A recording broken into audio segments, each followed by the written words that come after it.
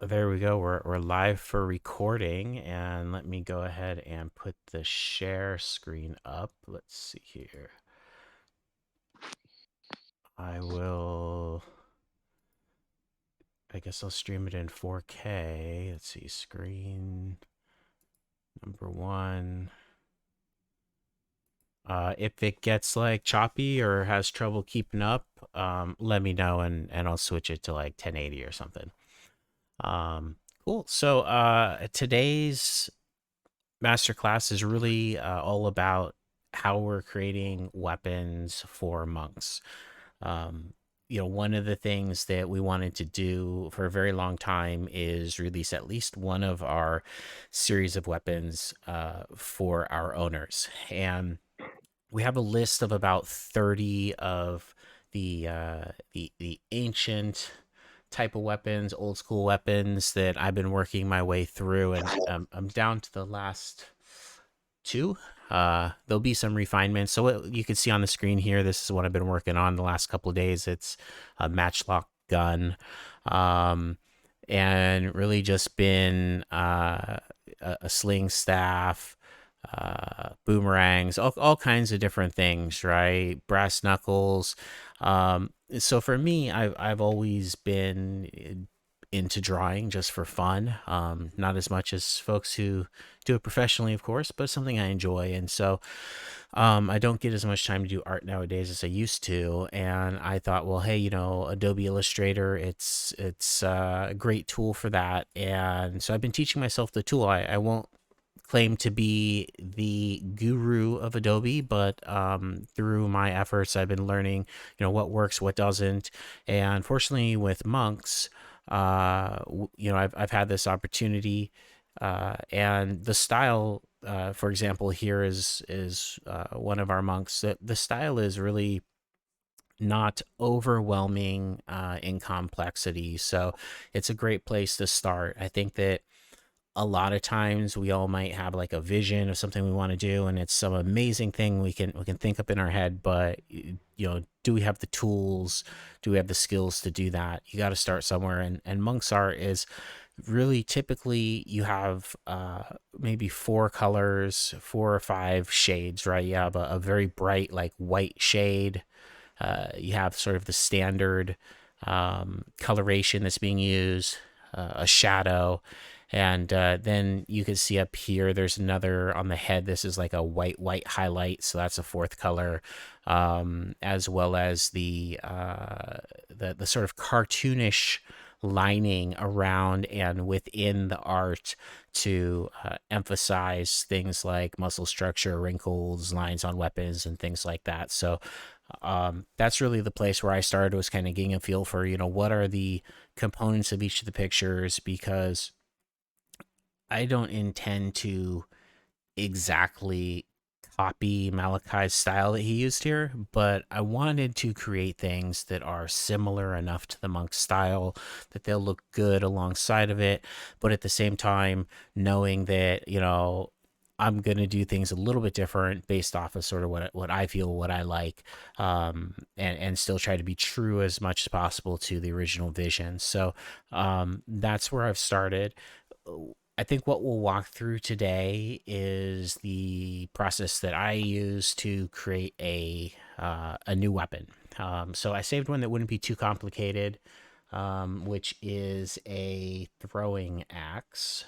Let me grab this. So typically, some of these weapons are just crazy. I'd never heard of in my life. So definitely those you want to start with. Some image searches, some internet searches, but even a throwing axe, right?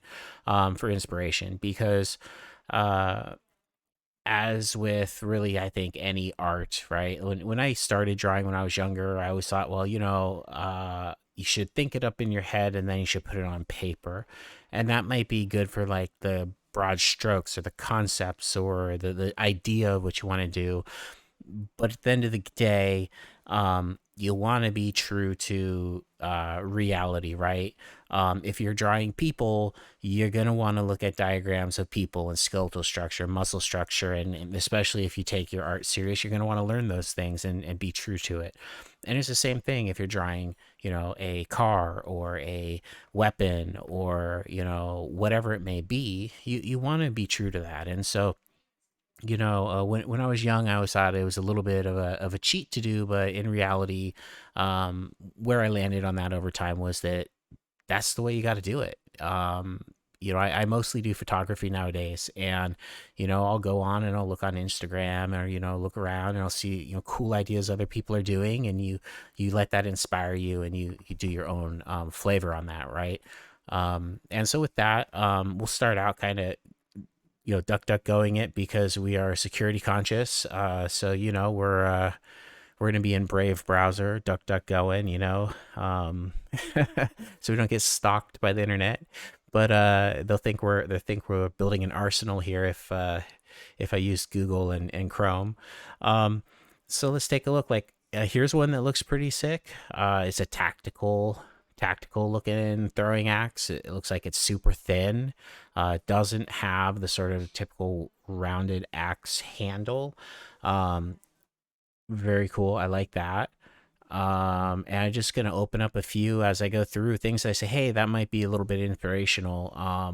And then pick some neat stuff. Uh, cool patterning on this blade. It's pretty similar in style, shape, same same shape. It's really just got like a spike at the top. Uh, Slightly different handle. So at the bottom, a stabbing sort of bit. It looks like this is maybe to tie some rope on the tactical one. Don't have that on here, so that's kind of cool. But uh, it does look a little more old school, which I like because you're supposed to be old school. But we'll keep looking around. This one here is neat. Cool, like carved handle. Certainly. You know, it's possible to do this stuff in Illustrator, absolutely, but it's going to take a lot of extra time, right? So there's always going to be a trade-off between what your output is going to be and how much time you want to put in.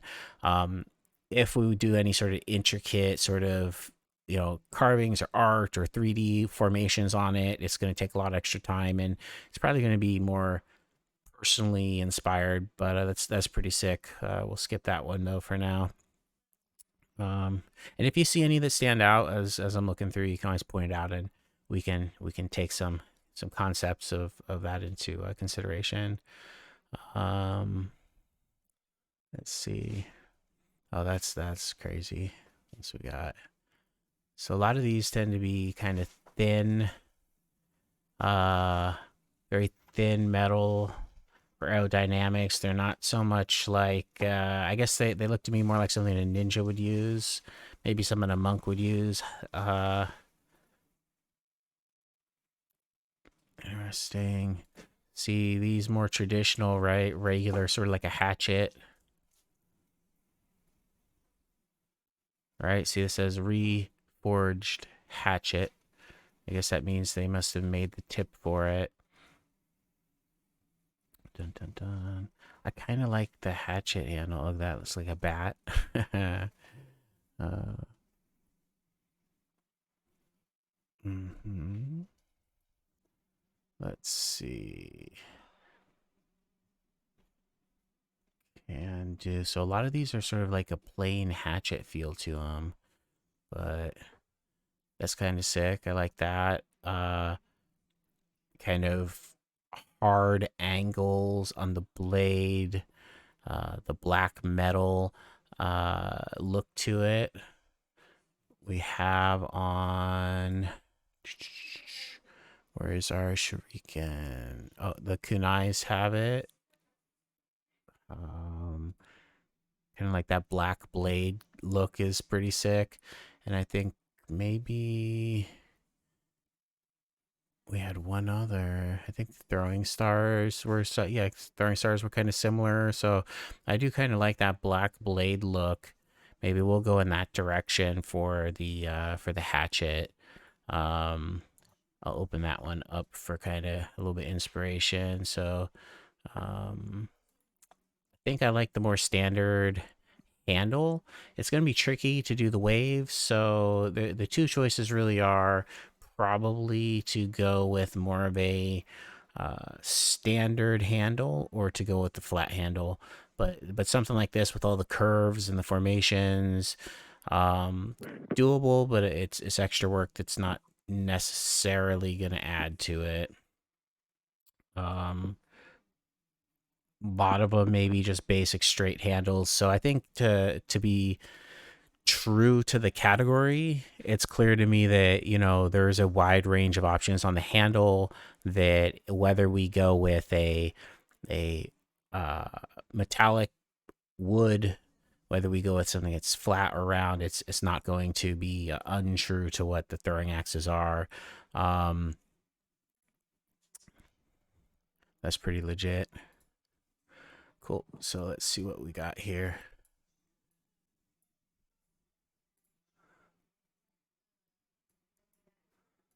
All right.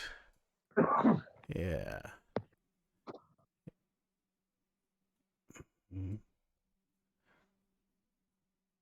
Like that. Kind of Yeah, I like straightforward. that one. You like this one in the That middle? old one, the one on the left. The one on the left here. The black Ronin one there, yeah. And what do you Yeah, what do you like about it? Is it the I like blades? the handle. Like the The handle. handle. Okay, okay.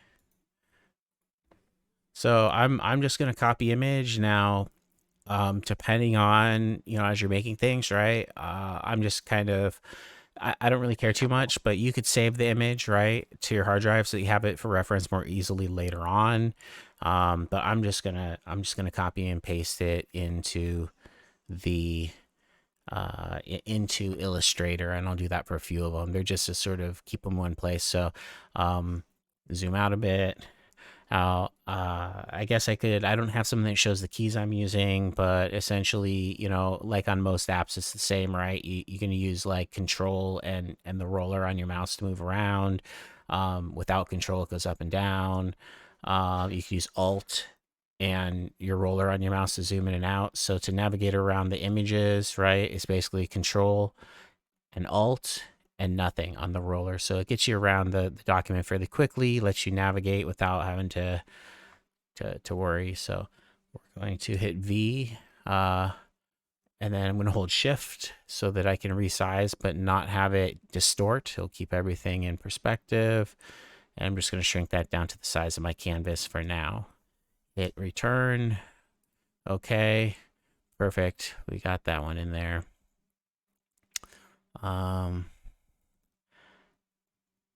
Yeah, this blade looks wicked right here. These little spikes at the top. Uh, this overemphasized curvature looks pretty wicked. Um, I do like the nice spike in the back. I feel like you wanna put a hole in somebody, right? You want that to go a few inches deep, right? And this is nice. You probably get into somebody too, but yeah. Mm-hmm. Mm-hmm. Yeah. Okay, so we'll start with this. All right. So usually what I'm gonna do, right, which is something that I kind of figured out after a while, was I make these little squares, right? So I just grab the shape tool, rectangle, make a rectangle, hold shift, and I just make a rectangle, right? Whatever it might be. And then I'll go through and I'll set maybe some colors over here on the left, and that way I end up, right, like if I wanted to do a blue, okay, I like that, maybe I want, the border to be black is fine, or maybe I want to do like just for sake of a example, I want to do like a white border, okay? And I create these little color palettes, right?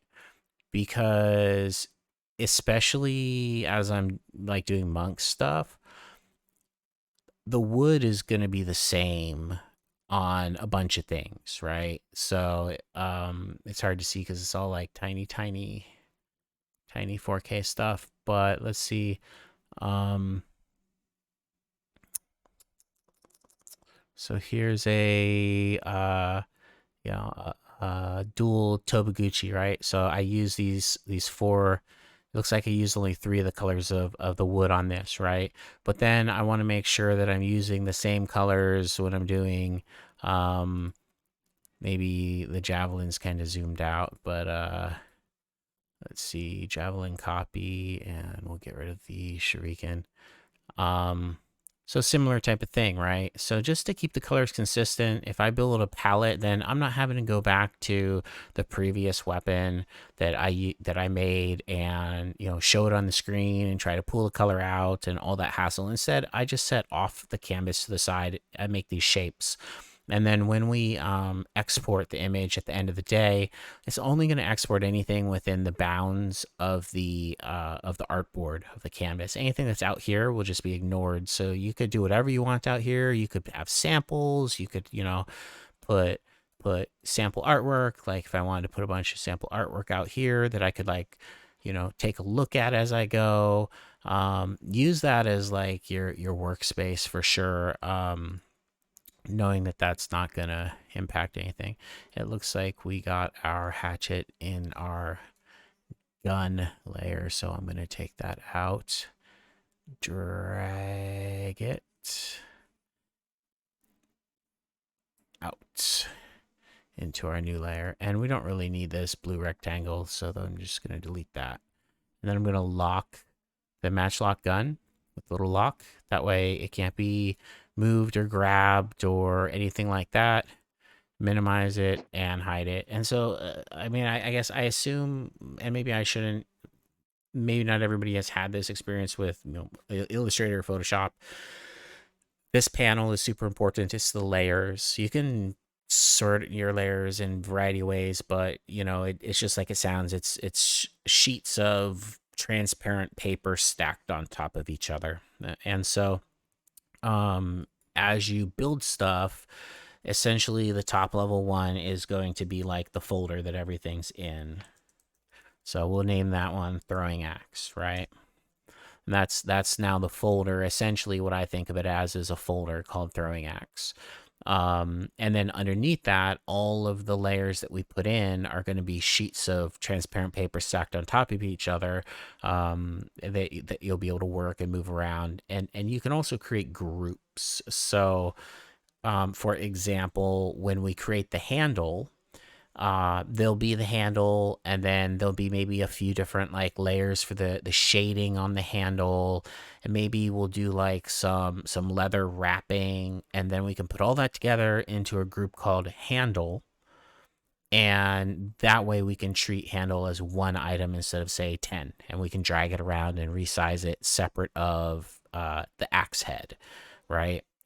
So there's sort of folders and subfolders, groups being like the subfolders and whatnot. So that's kind of the way we're going to deal with it.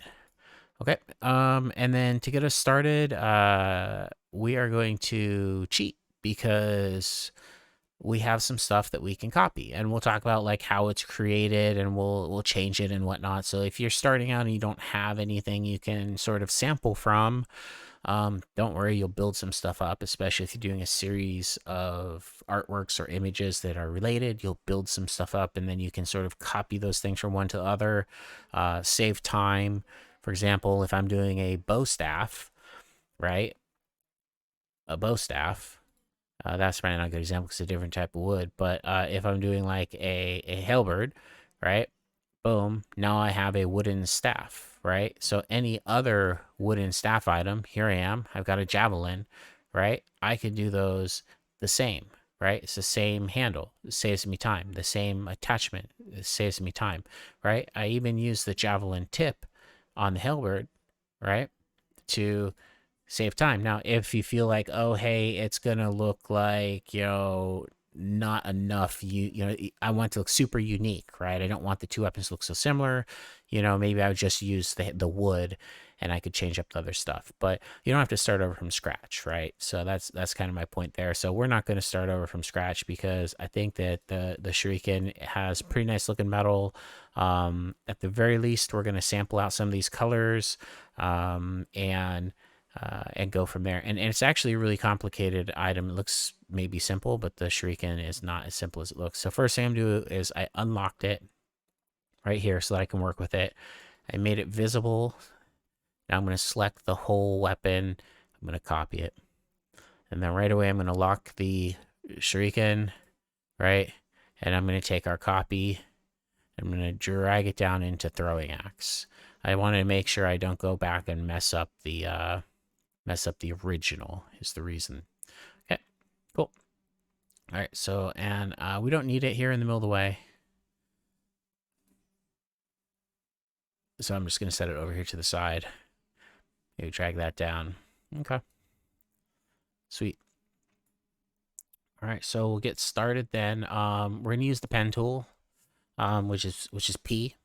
Pen tool is how I do most things, and typically you can really manipulate it after you get it onto the paper, so you don't have to worry about getting it exact or precise. The goal here is really to create a general shape of one part of the weapon. That can be the entire axe head. It could be like however simple or complicated you want it that to be. So like the very simplest, it's a triangle, right? So I usually would start with more detail than a triangle. I'm gonna hit V, move it to the center. I'm gonna hit I to sample, and I'm gonna sample like we're gonna do like a black and the bottom layer is usually the darkest as far as when we get to the shadowing. So I'm just going to sample that. I could sample over here as well if I want. On the shuriken, I can just click. You see it'll change colors. But we have a little templated colors here, so I'm going to use that. We're going to zoom in, and then we're going to go control, or actually Shift C.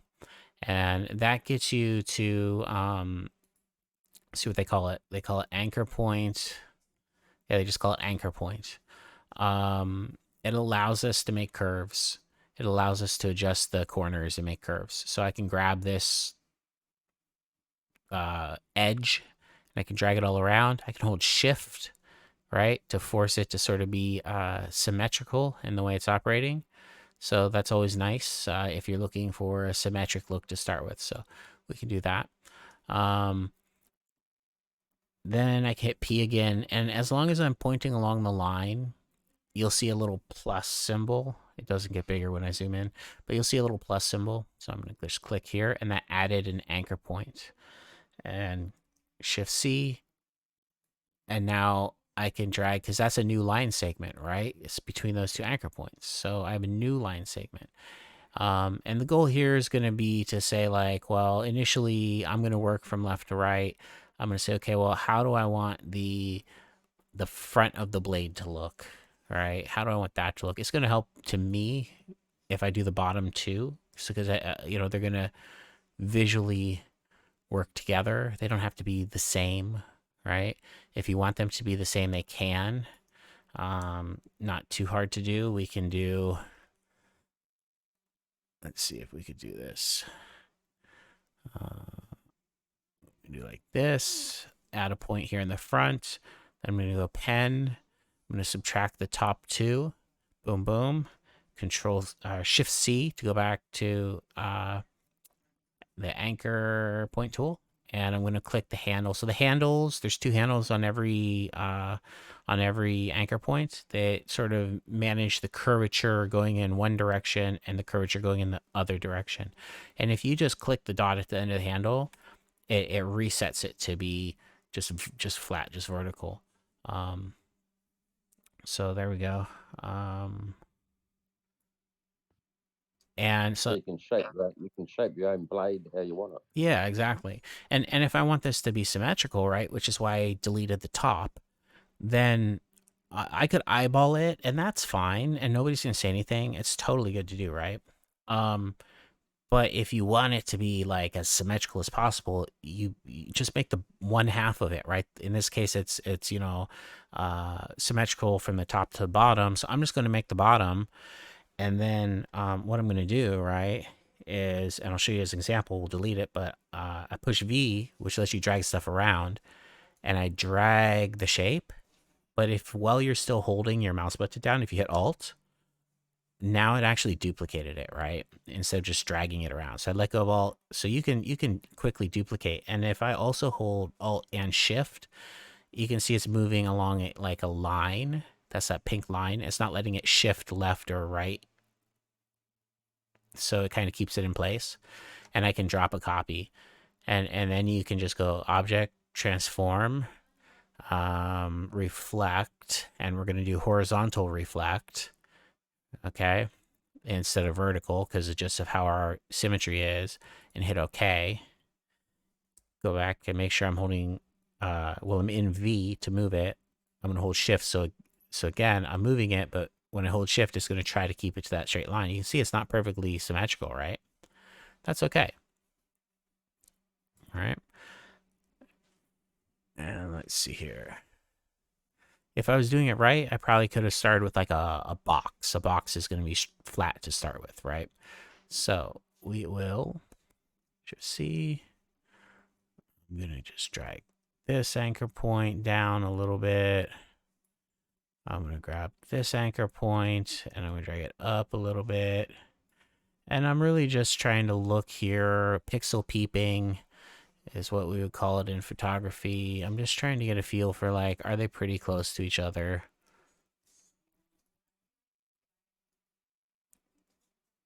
Again, there's, if you do it right from the start, if you plan the symmetry from the start, you're not going to have to go through this nonsense. But now that they're close enough, I know cause I can see that the pointy tip of this is further apart. There's a bigger gap over here on the right than there is on the left. So I'm going to go over to the right. And I'm going to bring them up like this.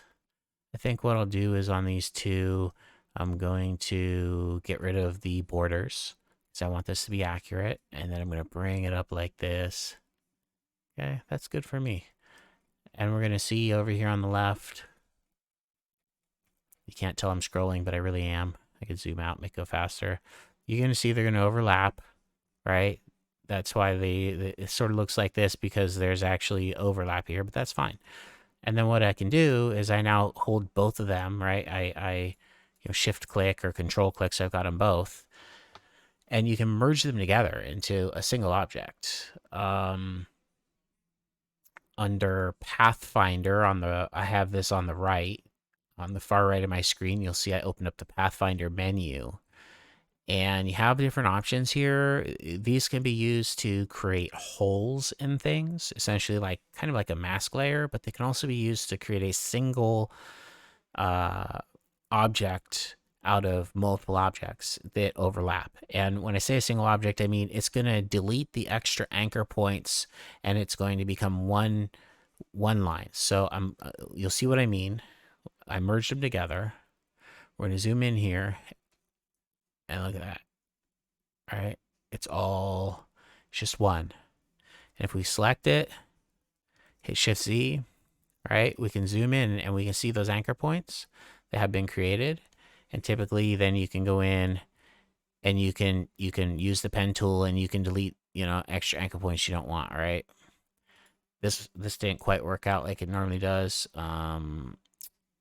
Pretty close though. Definitely good enough for government work, as they say. Here's an extra point that came out here because they weren't exactly perfectly aligned. And we can just delete that. And since we deleted it, then the only thing that's left is this other anchor point at the very tip. And so now we have essentially what is a completely symmetrical experience on this blade. Awesome, great. Now we kind of got that concept out of the way, right? How to do the mirroring, all that. I'm gonna just go ahead and delete the whole thing, right? We're gonna go ahead and we're gonna do a half using a box. So now we got a box. Okay, we're gonna grab our pen tool. Actually, we're gonna grab this. Maybe we're gonna yeah. We'll go ahead and we'll just start with our box. We'll drag this over. Then maybe we'll do holding shift. We'll do like straight up and down here, so that when we mirror it later, that we know that the curvature here will be followed out symmetrically at the bottom. I'm going to click this dot on the handle. okay? Because we want this bottom line to be perfectly flat so that next time when we do that mirror and merge, that it's gonna line up perfectly for us now because we're thinking ahead and we know we're gonna do that. Whereas before I was like, I wasn't necessarily planning ahead to do that. Okay, so we grab this anchor point. I don't think it's far enough to the back, so I've selected it and I'm gonna move it just using the arrow keys. I'm gonna hold shift and arrow so it jumps further. Um, Give it a little more curvature. Cool. Gonna add with the pen tool a new dot. Doesn't really matter. I could put the dot up here, up here. It doesn't really matter because we move it all around. So it doesn't matter where you add the dot in this case. We're just going for like, hey, what would be a sick looking angular feel to this, right? And we can go back, right? We could take our reference, we can rotate it a little bit. Let's see, here, rotate.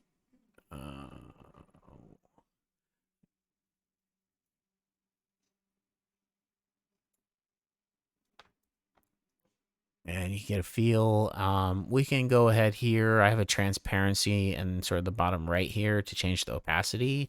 I like to use that a lot. So I'm going to just make this like a 35% or so opacity. And that way we can keep it on the board, but it's not going to be too much in the way. And then I'm going to take that layer of our sample. I'm going to drag it to the top in throwing axis on top of everything.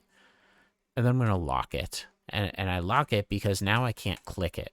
So now as I'm working on the actual blade, right, I'm not going to accidentally grab the background sample or anything like that. And although we're not going to do like the exact blade, right, this kind of keeps that idea artistically in the back of my mind. Like, hey, what did they do for me to think about, right? So we do want to make sure the blade is of a certain thickness because I don't want it to break when you fling it into somebody or their armor. We want it to look pretty wicked, so having some concave angles here that kind of like create these spikes. I like it a little deeper than they've got. If I want this to look smooth, so I'll say it like this. If I was to grab this and bend it, I could find some really cool angle that I like. We're just gonna say I like this angle. It's not an angle I'd necessarily pick. Maybe I like that curve. I'm like, oh, that's awesome.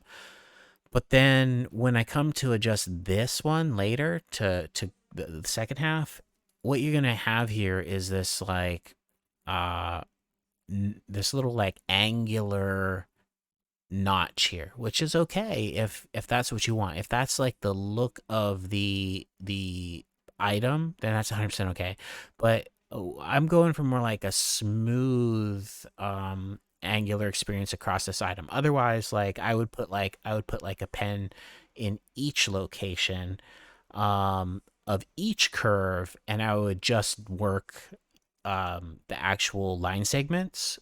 And if you just work the line segments individually, you can create that kind of cool, sharp, angular corners within it. I'd put one here, and then it would be like a little bit of a sharp, angular change in between, these two halves of that concavity, right? So that's really a stylistic choice, but something to be aware of that instead of doing that, because I want it to be smooth, I'm going to grab that anchor point, right?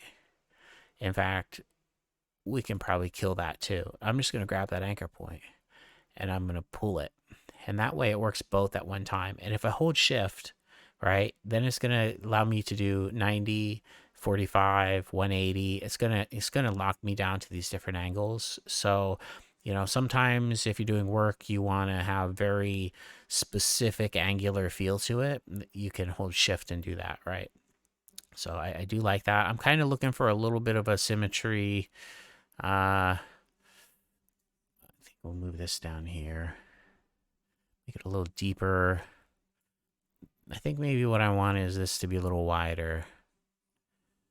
And for this, because this is going to 2 points at the left and the right, working in the middle of the line segment, I don't think that's going to make a big difference. But we'll get that here, and then I'm just going to work this angle because I want it to look sort of like fast.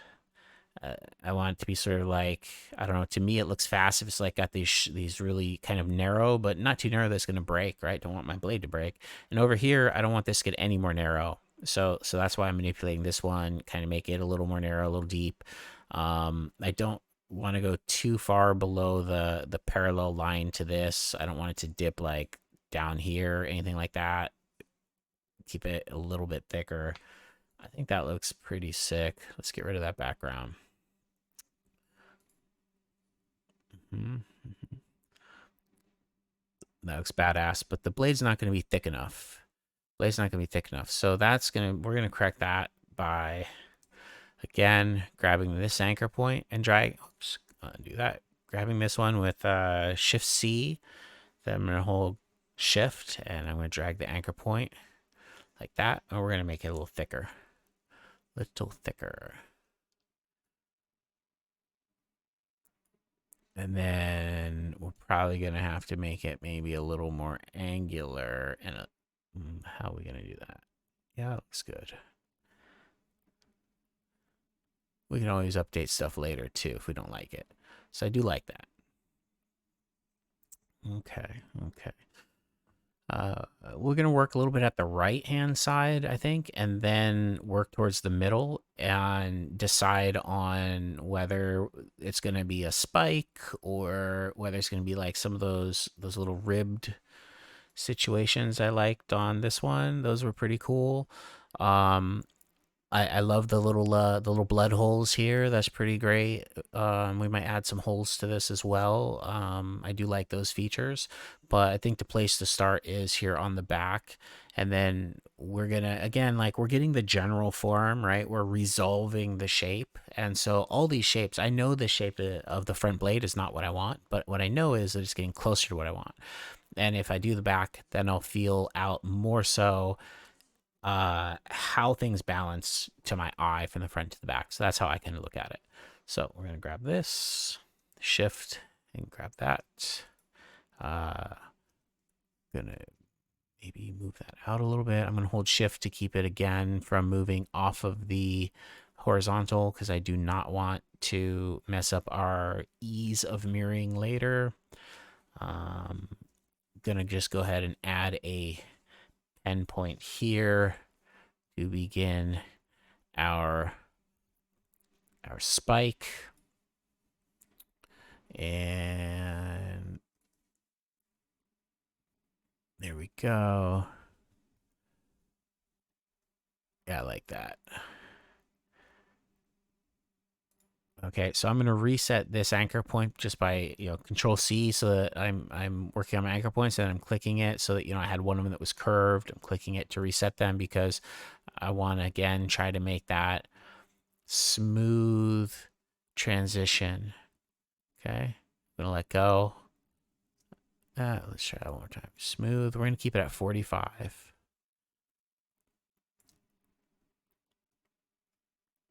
Yeah, that'll be nice. That'll be nice. It's gonna have to go a little lower, maybe. Is this one? This one should be almost as long as this one because we get a little bit of a feel that it's a continuous curve here, which I like.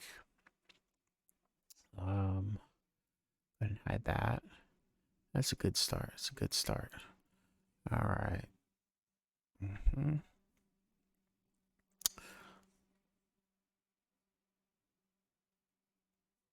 So maybe what is going to happen here is I'm going to go hit A.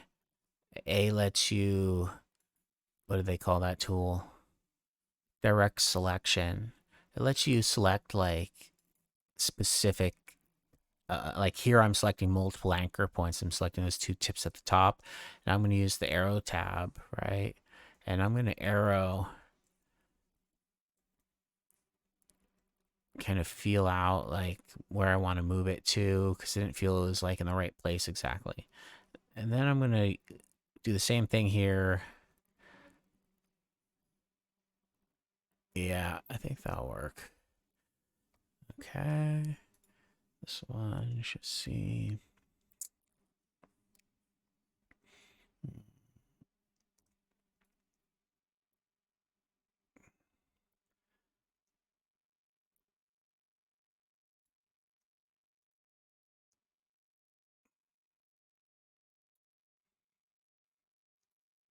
This is just like to my eye, like what I like, I'm trying to find something that I just find, to be pleasing to my eye. There's no right or wrong, answer here.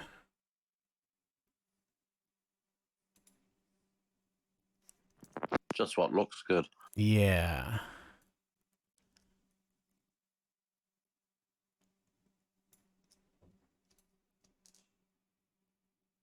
Very subjective, right? And again, like that's the thing I like about this is that we gonna be able to adjust as we go, right? Like as we feel it out, you get to the end and you see how shapes and density of color and other things sort of balance to the eye. Then all this is super easy to adjust until we get into shading it, because then we're gonna have like to adjust like 2, 3, 4 layers when we want to change the shape. So until we get to that point, it's super flexible what we do. um, I kind of like this. So then just for an example, we're gonna do this. We're gonna object, transform, reflect, horizontal. We're gonna turn off the background, right? And then we're gonna feel this out. Like, what are we thinking, right, about that shape? Obviously, there'll be more density in the middle. It looks hollow right now, but remember, there will be, in case it helps to visualize, right? There will be some kind of handle. There will potentially be, some kind of, you know, potentially, because nothing's been decided, but there could be some kind of like, well, that's not a good example because I grabbed the curved one on accident, but yeah, there'll be something here. But what do you think of the blade shape so far? Yeah, very good. Feel it should be potentially. I feel like it's short. Theirs is. Well, let's see if I scale this. The If I made theirs sort of a little closer to the thickness of my blade. Yeah, see, from size wise, if I kind of thicken their blade out a bit to be maybe the width of the core part of the blade, you can see theirs is taller. And I was feeling that ours is a little short from top to bottom, so that kind of validates what I'm feeling there. And so I think what we'll do is a couple ways to do this. Widen the blade. I could, yeah, I could address it 2 ways. I think, right. We'll get rid of the bottom half again, so we don't have to edit two. Uh, I can move this back in like that, and then effectively for the depth of the blade, it's now a taller blade. The ratio of the height and the width of the blade, which I'll say is like, whoops, I'll say is like the yeah, just for example, so I'm clear what I'm talking about. Like this zone here is now less wide to the height. That ratio of height to width is has improved. I think will look a little better just by moving that one point. Object, transform, reflect. Okay. Drag it up. Now they're intersecting. feel that. I feel that a little better. Yeah. Yeah, definitely. Yeah.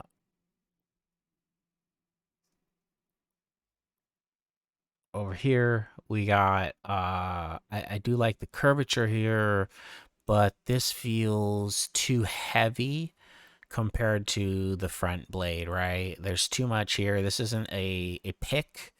This is a throwing axe, and we want a pick weapon on the end, but it's primarily a throwing axe, right? So I think in that light, we don't want it to be maybe quite so massive. So I'm going to move it in a pretty significant amount, and there's two ways we could do. We could do, obviously, concave,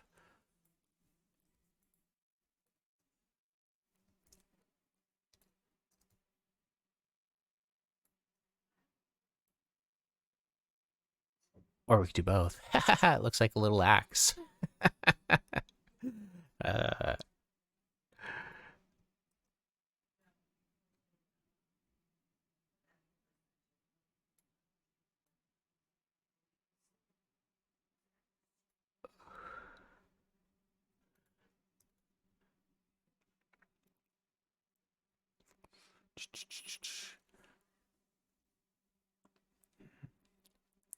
Yeah, so I'm just thinking in my head, I'm really thinking about three different sort of selections, right?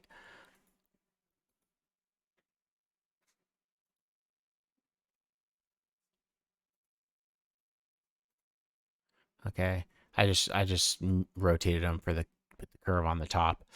So one selection would be this sort of like we could go for something that's sort of like almost axe like in its structure, right? Um, one convex surface, uh,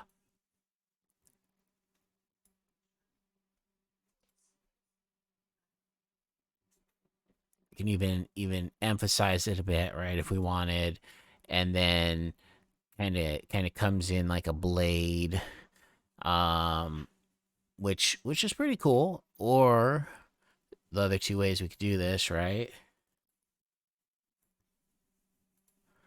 Object transform, and normally I kind of think these out more in my head, but it's hopefully putting it to just doing it here takes a little longer, but it gives you a feel, right? So it could be, this the shape's obviously not perfect here, but that would be, option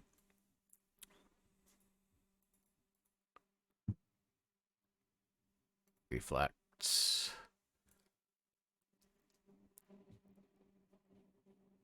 and then that's another option. We'll get that out the way, or I could mix them, right? And of course, we're not finalizing again on the shape, but those are sort of like some different possibilities that we could do in either direction.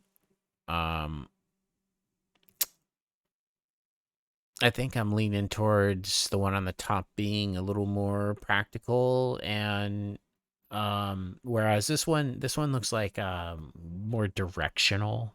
Um it tells me this is a to my eye, it's actually, even though it looks like an arrow pointing to the right, to me it's directionally balanced to the left because it's a projectile with a tail. That's how my mind perceives this, because I know it's a projectile. So I don't actually see the arrow that points to the right, which is what this whole shape is a triangle pointing to the right. But what I see is a projectile with a tail, which is pretty awesome because like that kind of matches with like throwing. But at the same time, I feel like if I go with like a sort of this more axe like tip, it's more symmetrically balanced left to right, and it's also like doesn't look as fragile. um and I do want to be able to like put that through some dudes like armor, even if it's just like leather armor or something like that. Probably not going to go up against someone in you know steel or chainmail or something with that, but this one kind of makes a little more sense to me, so I'm going to go with that, make the executive decision, and then we're going to work on the shape to find something we're kind of happy with. Now we'll look to our inspirational here. So This one's more triangular. I don't think I'm going to go exactly the triangular look. I think I want to go more towards uh, balancing the shape left right of the axe blade over here. This like a mini version of the axe blade. Even it'd be sick, right? Here we do this just to see if it works out. Okay, we're gonna put this here. Okay, and we're gonna make two copies of it. Okay, and we're gonna take this one. We're gonna do actually here like this. We're gonna go in here. We're gonna do the select it. We're gonna grab the pen tool. We're gonna find the center, and we're gonna put 2 points. And then I'm gonna go to this side on the right, and I'm gonna delete all the points on the right. And then I'm gonna go ahead and Shift C and click this outside handle so that now this is a 90-degree. Perfect. Now I'm going to hit V, drag, and Alt, and Shift so it stays flat. I have two copies. I'm going to go Object, Transform, Reflect, Vertical, perfect. And then we're going to go like this. And we're going to hold Shift and we're going to shrink it down. I'm going to shrink it down. Shrink it down. Yeah. Yeah, yeah. Let's see here.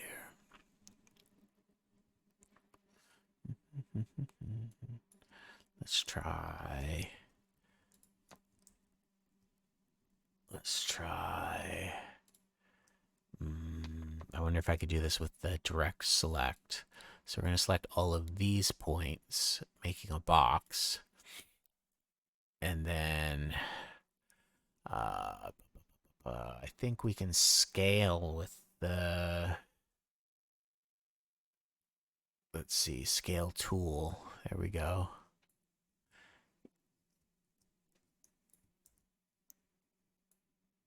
Yeah. Doesn't exactly scale kind of like the way I'm looking for. Maybe if I drop that and then hit scale tool.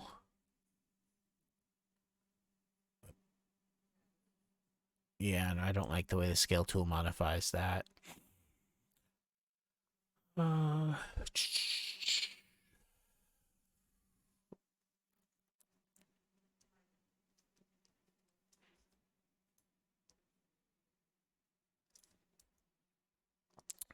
okay.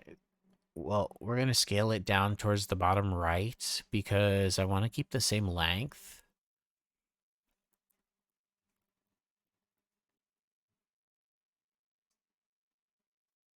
And then what I'm going to do is I'm going to Shift C and I'm going to grab these, whoops, grab these points here and I'm going to move these points to the left to keep the depth of the metal the same. Right, so that's whether we decide to keep it like that or not, we'll see. But that would be sort of like a very symmetrical object. Arrange, transform, reflect, horizontal.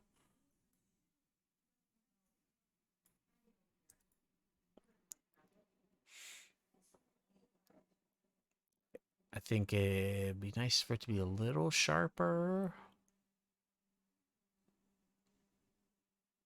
because I do want it to feel like it's a spike, not an axe, right? But I think this is a good place to start because we have that internal balancing of the curves between the two blades, and now we're going to adjust the external here and turn this into a spike. And I think that will look pretty good. So let's see here. Um, I'm going to add a point. Maybe I'm going to try to add one that's pretty close to that. If I wanted to be more precise, I don't know. I'm sure there's better ways to do this. Again, I'm not like, you know, don't know all the tricks, but I might go like that and create a box and then lock the box so it can't get in the way. I mean, actually, ideally, the box would be a different color because it's hard to see. So we're just gonna make this box like just gonna make this box a lighter color so we can see it, and we're gonna lock it so it's not in the way. And then when I grab my pen tool, I made that box so that this anchor point would be sort of right near the edge. I can see it's on the edge of the black line. So if I go up here and I add an anchor point right there, those are like at the exact same location for all intents and purposes. Okay. And then I can get rid of our box. So you can do that, or you can eyeball things. Okay, and we're back to the anchor tool. I do like almost all the drawing. There's really two things that I use the most, right? So Shift C is going to get us over here into the anchor point tool. That's where, like, as you can see from the little sample there, that's where adjusting all the curves, all the lines, all that happens really. And then the pen, right? The pen, you lay out the general shape, you add anchor points. Between those two tools, like that's a majority of what I'm going to be doing typically. So, all right, we'll bring that out. Uh,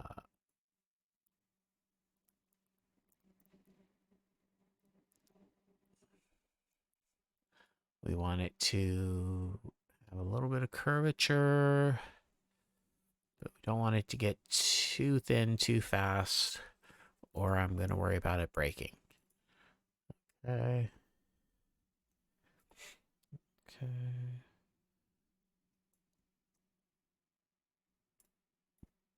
Oops. This. Okay. Object transform reflect. Mhm.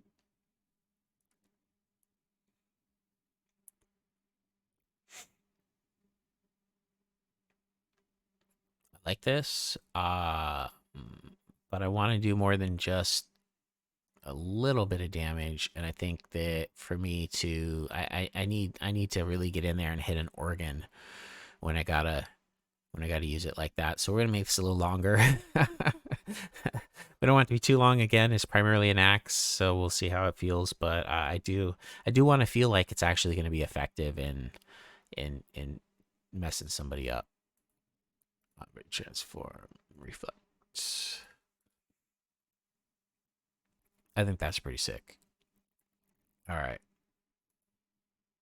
Any thoughts on where we're at so far? That all looks pretty good. All right.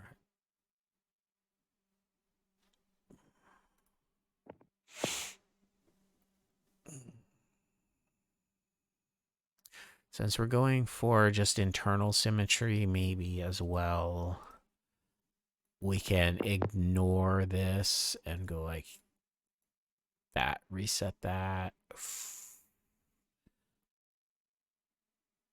Mm, out a little. Get rid of that bastard. Get rid of that bastard. There we go. Yeah. I think it's got to be an S curve.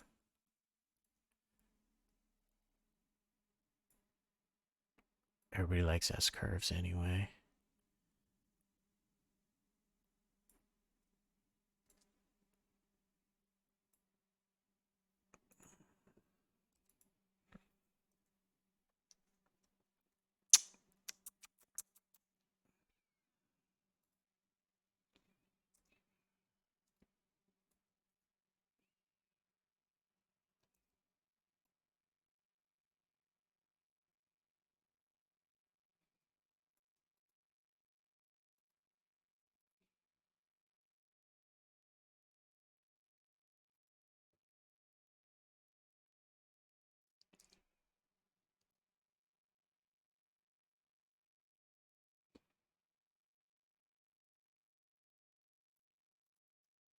I'm not 100% sure what I'm feeling there. There's something I'm feeling, but let's see. Object range. Oops. Object transform.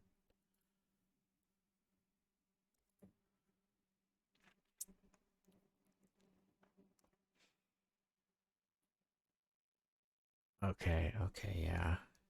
So it's got to be.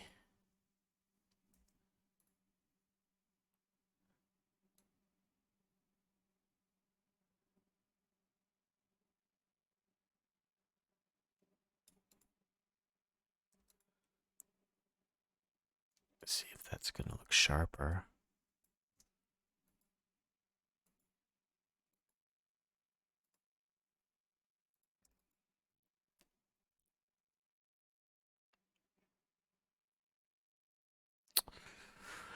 All right. Well, that's good. Good enough for me. We'll move on, and then before we get to the shading, we'll have any opportunity to tweak some stuff some more. But I'm pretty happy with that overall. We're gonna get rid of the one on the top. Definitely like this one better. I just feel like it looks more like it doesn't look quite right on the tip, but we'll adjust the tip later. And maybe we go with like a straight up like angular angular tip. I think whoops. Like a scalpel tip.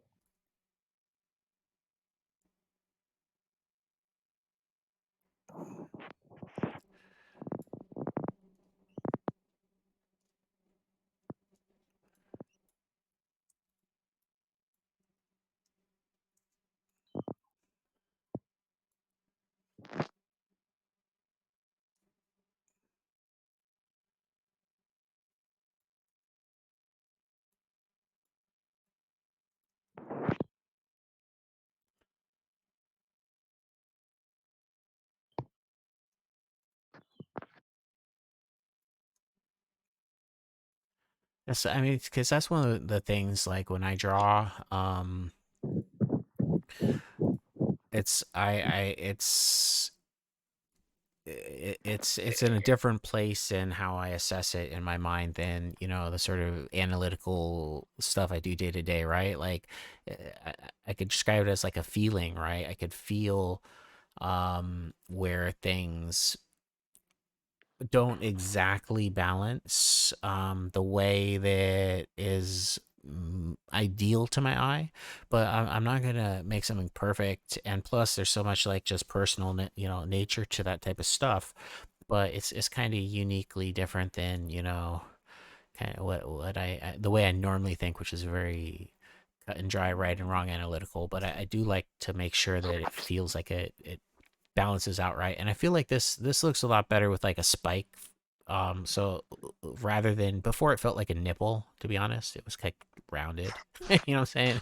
Like like we're not trying to nurse the enemy to health. We're trying to like put a hole in their skull.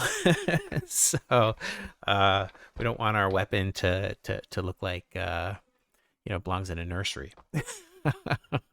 So I like this better. I like this better. Uh,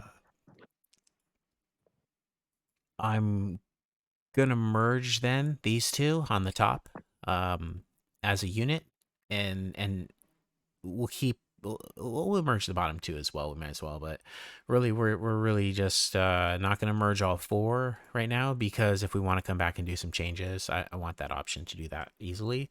At the same time, this little mm, sharp change in the curvature, which may or may not be super visible to people, doesn't need to exist. So I'm just gonna grab the pen tool and cut it out. It will adjust the curve a bit, but we'll just drop it, right? And then we're gonna come in here and if we don't like it, that's fine. We can always change it. So we like that. It's a little thin. Maybe bring it up just a little. That's better. And then we'll delete the bottom one. Take the top one. Drag with Alt. We see a little purple line, so we know it's lined up perfectly. We're holding Shift now, so it's lined up with the center. Let it go. Object transform, reflect. Okay, and now when we merge them later, they'll be perfect. Yeah, that looks better. Even though like it might have been covered up by the handle or something later, it's just a tiny change. But I'm happy with where we're at in the blade shape. Okay.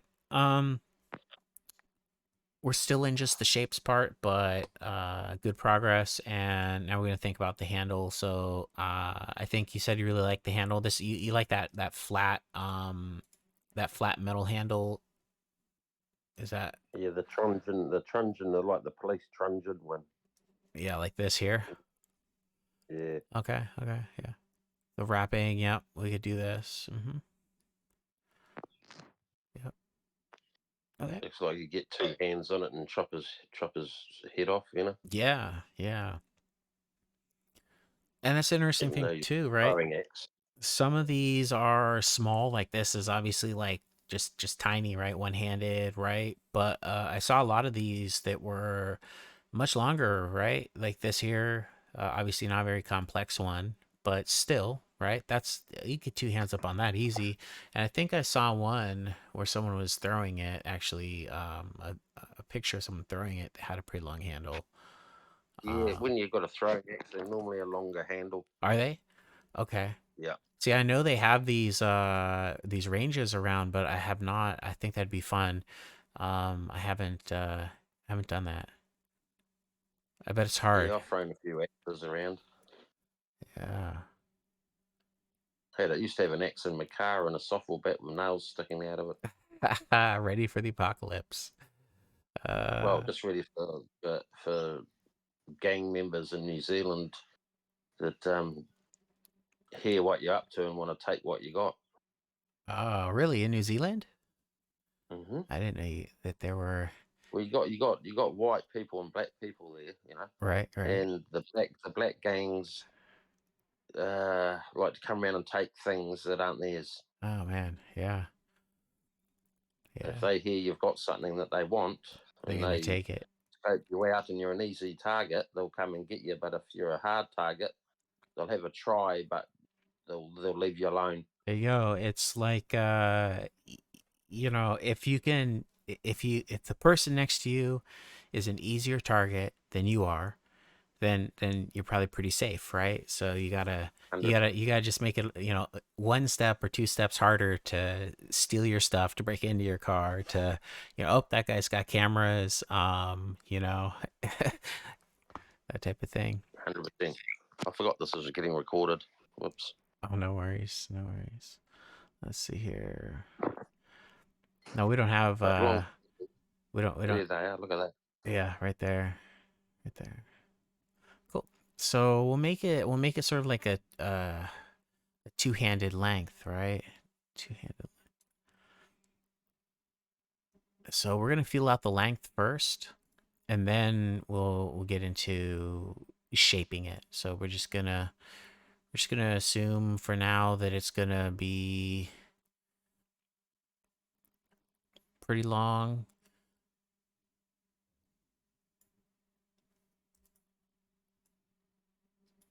Yeah, we do have a lot of gangs out here in California as well. Um, Kind of been privileged to live in some of the areas where we don't have to deal with it, but it's definitely a problem.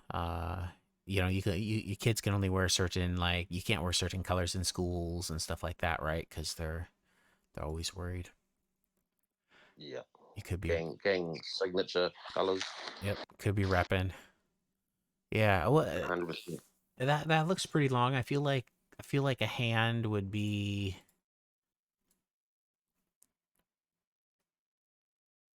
I feel like a hand would be that.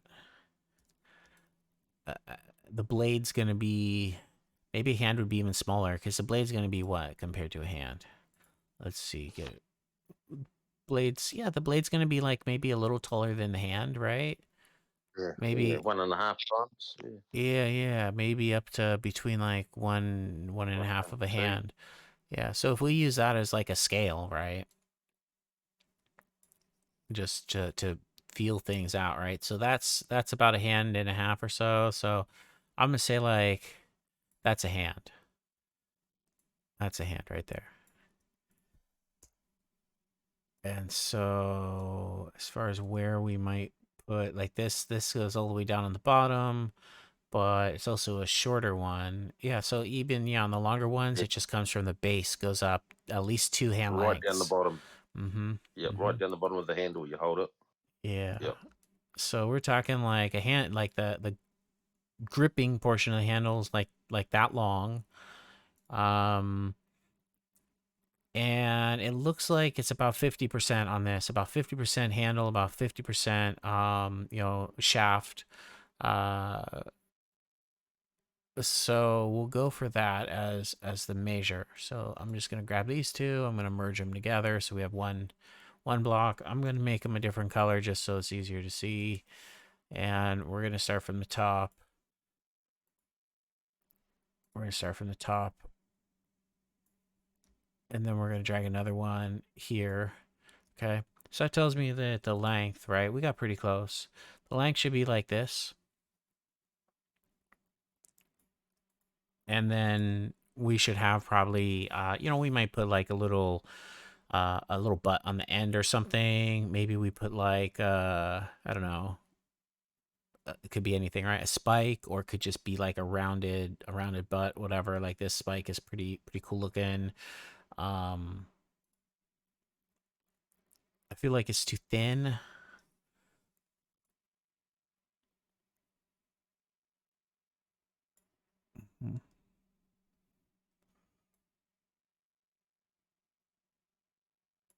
Get rid of this.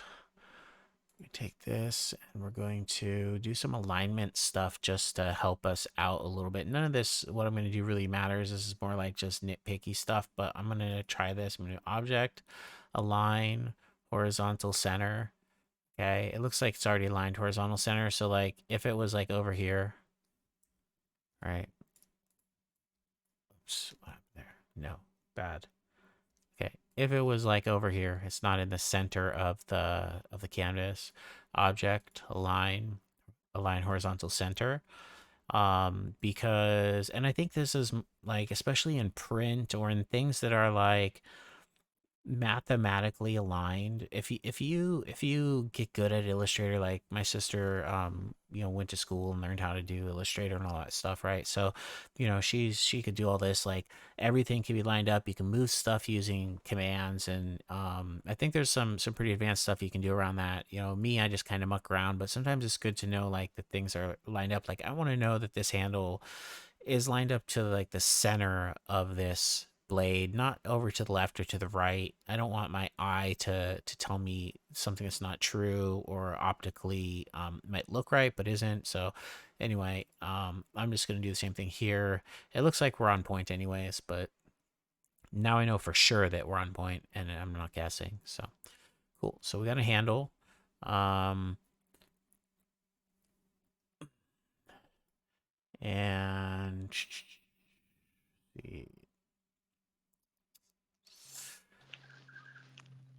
we're really going to decide on the grip. Uh, 'Cause that's going to be like a big factor, right? We're going to go in, we're going to do a grip. And then from there, we can, on the parts that are not covered with grip, then we can do some artistic stuff, some little indents or some flare outs or some like, scary shit or whatever we want to put on it. Um, but but we can't do any of that on the grip part. So if we start with the grip part, that makes sense to me. In a few ways we could go about that, right? So I one that I've reused a few times on the weapons. Um, so we have a leather uh here, which is what I used when I made this. So we have like a plain leather, which is gonna look flat, right? It's not like highly rounded. It can be made to look fairly flat. So this is just stuff I pre-made. Of course, we could make something new if we don't have something that makes sense to reuse. But we're gonna look at our portfolio of what we have already built to see if there's a material that makes sense. The other material here is, and I think I have a newer version of this that's a little cleaner. So let me go down like on the bow staff. And we're gonna grab a copy of the bow staff and relock, hide, take this. we're going to put this down into the throwing axe, open up the bow staff. We don't want to mess with our other layers. I'm just going to lock them temporarily. So the only thing that we're manipulating is the staff. And I'm going for the handle. So, yep, I'm just going to hide and unhide to make sure that I've selected something that is the wrapping that I've used on the handle. Okay, and it is. So I know that group is the group that I want. So I'm going to drag that group out of the bow staff to keep. I'm going to select the rest of the bow staff and discard it. So now I just kept the one layer I was interested in testing, right? Haven't decided, but we're going to test. We're going to see if this wrap looks decent, if it has the right three-dimensional feel for what we're going for or not. And then we'll decide if it makes sense to use. And this one was actually really complicated to make because you could see all these pink lines in there. That's because this is like a ton of different individual like components that all came together to make this. So this type of detail is not quick to make, which is partly why if we reuse it, right, then it's easier than making something from scratch.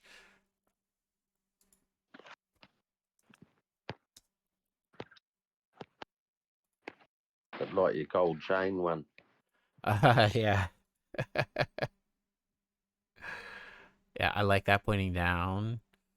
I think I don't know. You tell me. Do you think that this could work, or um, what are your thoughts on this? If we tried to work this one in, Yeah, let's do it. okay. Typically, typically we make the light come from the top right of the monk's art. But the thing about weapons, right, is that they're gonna go into most likely. I don't know. You probably might have seen these weapon frames like I just put here. Okay. Um, we're probably gonna have to put weapons in a frame like this. This is just a sample one, not like a final, but as an idea, we're probably gonna have to do this because there's a lot of weapons that you can't put behind a monk. You can't put a brass knuckles. Good luck, right? How you gonna hang a brass knuckles behind a monk on his back, right? Get real. You can't do it. A lot of weapons just makes no sense, and it can't be done. And if it could be done, it would have to be done in a way that gave me access to more layers on the monk's art. Just as an example, a solution for that would be to provide me with a top layer above the monk's clothing, one layer higher, as well as that back layer that's just above the background. So you'd have your background, you'd have weapon layer back, then you'd have all the other monks layers, and then you would have weapon layer front. And then ideally, if we were actually thinking forward, we would have had like an extra layer on top of that for like graphic, interface, things like that, right? Like if I was designing how the monks layering worked, I would have built in, Like armor. yeah, like, and if you want something, right? Okay, so give you example of what I'm thinking here, okay? For realism, okay, I'm gonna do, because my weapon, I'm gonna put my fire's irons here, and then just for temporary, I'm gonna hide our throwing axe. I'm gonna hide this little frame, okay? And I don't want to have to fix this later, so I'm gonna unlock it, and we're just gonna do this with a copy real quick for sake of example, okay? So here's our monk. Here's our weapon. Sick. Okay, boom. I put it behind him. I'm like, okay, I want to show it off a little. Boom. He's rocking it, right? Okay, it's gonna crop off the bottom. That's fine. Okay, and then we're gonna have, it's gonna be, you're gonna have your background because he's at the temple, right? That looks awesome. That looks good. I like that. Realistically, though, What are those like hovering behind him? What the hell is this? What? I mean, how's it held to him, right? Even the stuff that's behind his back that you could do this and it'd be like, oh, it's a long weapon. It could make sense. When you really start thinking about it, it doesn't make sense. How's it held there? Where's the strap? Where's the scabbard, right? Like, where's the, so if I wanted to do Yeah. this, Where's the fixed thing? Yeah. yeah, like what I need is I need a layer on top of his clothing, on top of everything else, right? All the layers happen, and then I need another layer on top of everything that I could put on, Yeah. put a, Like what, like an armor jacket with all the yeah, clips and accessories that you can clip on your weapons. yeah, boom, exactly. So, because we're working with limitations, right? Everything is going to be like a trade-off between realism, between maybe the art that you'd like to do but the time that you have to do it. I mean, there's so many trade-offs, and that's just like in real life, right? Otherwise, yeah, if you didn't have to do trade-offs, everybody would be driving like a Lamborghini or a Ferrari or a Bentley. Like, there's always trade-offs. That's life. Mm. You get a minivan because you can't fit the kids in the Corvette, right? Like, hey, well, don't have kids next time. Right, right. So that's anyway, that's my thoughts on that. So since we're doing that, that's why we're doing the frames. And so the reason I go down this path is to talk about lighting. Um, Lighting on monks is, generally speaking, from the top right. Um, this Malachi's done a good job with that. There's some stuff that's not from the top right, like you have a hair, what this would be called a hair light in photography. There's some light coming from the left hand side. It's brushing along the back of the head or the back of the hair. It's giving in photography, this is called like the hair light or whatever, because it creates that separation between you and the background. It makes for a very pleasing portrait. But Yeah, yeah. Because you want that separation. You want the subject to be primary. You don't want it to blend in. So it's good to have those. But mainly the most important thing is we're kind of looking like, here's the main shadow on this side of his face. So the main sun is like up here somewhere. Um, so initially, I draw the weapons like that. But the truth is, uh, for our situation, it's going to be in a frame, and we're going to probably rotate it maybe 45 degrees so you could, the 45 is a longer, right? If the hypotenuse of a triangle is the longest side of a triangle, right? Hate to get all mathematical on people, but since since that's what this is we want to fit the most weapon in this tiny little box so that people can see it and enjoy it more. So most of the weapons are probably even going to be rotated 45 degrees. They might not be up and down. They might not be at an angle to the left, to the right. We don't know. And so one of the trade-offs that I've made is I've said, you know what, I don't care because uh, plausibly the light in this weapon box is a different light source than the light on the character, right? I don't need to make sure they line up. So, all that said, if you're doing art, right, and you're gonna put that art on the character, or it's a garb they're gonna wear, or it's a hat they're gonna wear, you need to take a look and be really careful, very careful, that the light is gonna be the same angle, the same sort of intensity. This going from this sort of like main color to a very dark shadow. There's this contrasty light going on. Little hair light. You gotta pay attention to that, because that, like, you and I, or the regular viewer, might not like uh think of that, like they may not be able to put to words, but when they see it, they know inside in their soul that it's wrong, even if they can't point out and say why it's wrong, or if it takes them a minute to just stare at it and say, why is this wrong? And then they'll notice, right? But they can feel it right away because, it doesn't look right. yeah, There's something not right. exactly. So I just want to say that, like, we're not going to worry about that much, but as good practice, you need to worry about that a lot. So we're going to worry about the light within the object all coming from the same angle, and then not worry about how it pairs with the character. We are going to do sort of a top right lighting, even though we know that it's going to be rotated most likely. And so what we have here is on this handle, we have a shadow on the right, which is the wrong side. Um, Two ways we go about that, right? I think the shadow was designed as its own layer. Yes, so I actually have a shadow layer here. Okay, so that's kind of cool. I can take it off. I could build a new shadow layer on the other side. That would be very dark. Or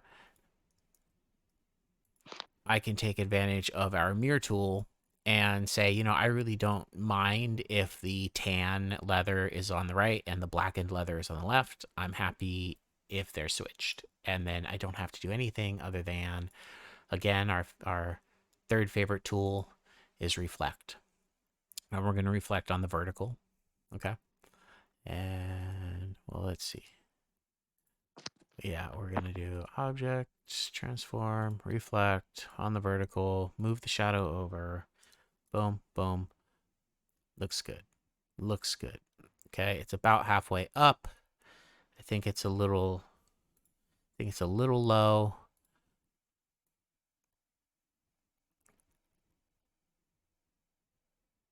Matches the temple stairs. There we go. Matches. Yep, yep. That's sick. I like that. I like that so far. Yep.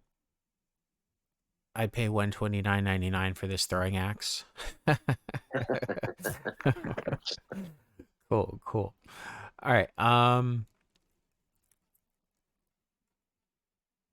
We'll work on the transition. I think we'll do maybe the shaping of the shaft, any decorative indentations. We'll do any holes that we want in the blades. And once we've done that shaping, then we'll do shaping on the base down here. And then we will do the actual shading and Crown. yeah, make this look like a blade. So we're actually getting close. These parts shouldn't take quite as long um, as other stuff. So you can see here, there's a little bit of a curvature going in, right? I do like that, right? Just having it go straight up and down does not feel right. So let's get into it. Let's see here. We got the handle. We're going to unlock our other stuff. Okay. Um, we do have to make a judgment call here at this point. Whether we merge the shaft into the blade, into one object, or whether we deal with them separately. I think I'm going to just keep dealing with them separately. So much easier to merge them though. And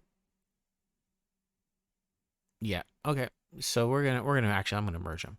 So just in case I screw up, I'm gonna take our entire throwing axe, the current status, right? I'm gonna make a copy, right? And I'm just gonna name this like backup in case I do something and I'm like, oh my god, like I totally hate it. Yeah, and you got to start again. Yeah, I gotta fix it, or yeah, no, not gonna do that. So we're just gonna assume that we're happy with the blade. We're happy with the size of the handle. We're gonna select all three. Again, I'm gonna go to the Pathfinder tool, which I have on the right. Cool thing about Adobe nowadays is if you don't know where something is, this little search bar, you just click it, you type it in, right? And then it's gonna give you like here's the panel, right? You can click to open up the panel, the window, right? So you can just get to it real fast like that. If you've lost it or if you don't know where it is. So I'm gonna merge them, and now they are one object. One, and it's truly one object. I think I mentioned before how that works, but it's one object. They've been completely merged together into one vector art. So Yep. yeah.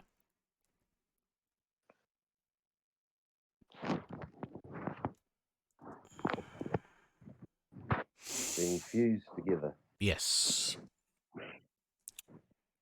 So. Just deciding where I want to put the cuts on this.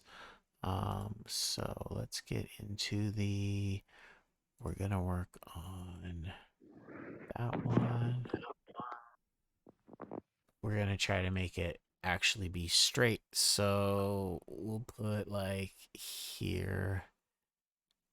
So what's the average hours you'd spend on a weapon? Like 10, 20 hours? No, I do like weapon takes me 2 hours usually, and 3 hours for like complicated ones. Like something that's really crazy I'll show you is uh the crossbow. Ooh, Yeah, that was a tricky, right? I mean, that's a three-dimensional shape, right? A lot of what we're doing right now, blades are like basically two-dimensional shapes, and mm-hmm. it's a two-dimensional art tool for the most part.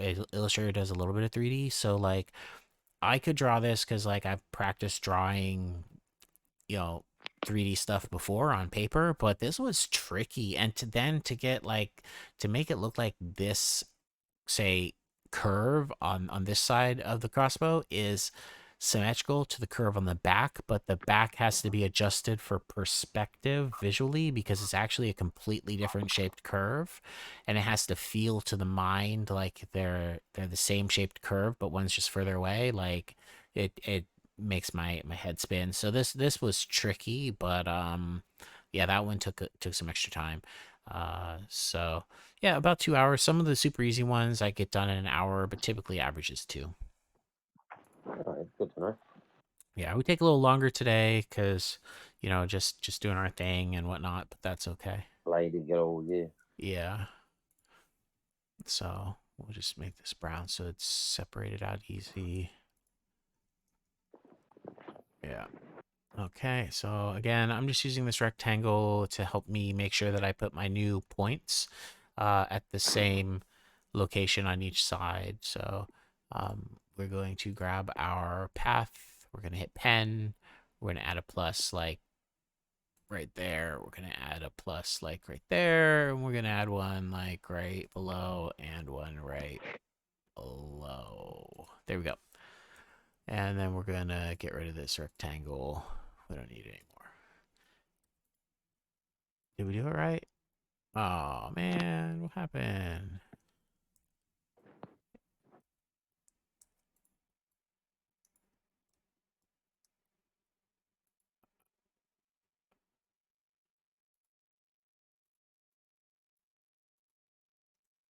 Oh yeah, they're there. They're there. They're just hard to see. Okay. All right. So I'm gonna get back to Shift C or Shift C, and then it's gonna let us kind of pull these in. I think. Let me see here. I think you can grab line segments with A. Yeah, did that grab a line segment? No, that did not grab a line segment. Yeah, that's okay. So it gets both points. Yeah, we're just gonna use the tools I'm more familiar with. So I guess the thing here too is to say like again, as was before, like if we want this to be perfectly symmetrical, it's easier to create half of it at once. And so with that in mind, maybe merging the three wasn't a good idea because I may want to treat the handle as two symmetrical halves instead of one. So good thing we think ahead though, right? We made our little backup. So we're actually we're gonna switch to the backup and we're gonna do this again. So we're gonna throw away our layer. We're going to change the backup to the main one. We're going to copy it again. We're going to make a new backup layer. Okay. And then we're going to lock and hide the backup. Yep. Now we're working on a new layer. And the handle is a separate form from the blade. And we're gonna do Shift C. Actually, I think what we'll do is we're gonna try to transform it. So we're gonna object transform scale. We're gonna do a non-uniform scale on the horizontal. And we're gonna change this to 50% because we kind of liked the width, and that way, it's going to be precise instead of me sort of dragging stuff around or doing it by eye. So now we know that's exactly what we're looking for, and we just got to kind of move it over a little bit. And once we're done, we'll do what we did earlier, and as far as centering it using the software. So okay, cool. All right. So then we will once again make our rectangles. Maybe we'll make them here.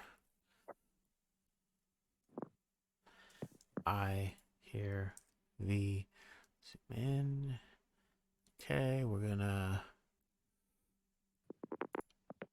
lock the rectangle layer because I don't want to be selecting it. And we're gonna go to our handle,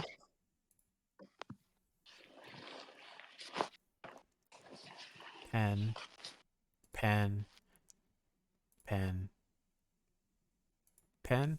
Okay, looks good. We're gonna unlock the rectangle and discard it. V, we're gonna zoom back out. Select the handle, Shift C, and now we're only going to work on the left-hand side. There we go. So bring it in.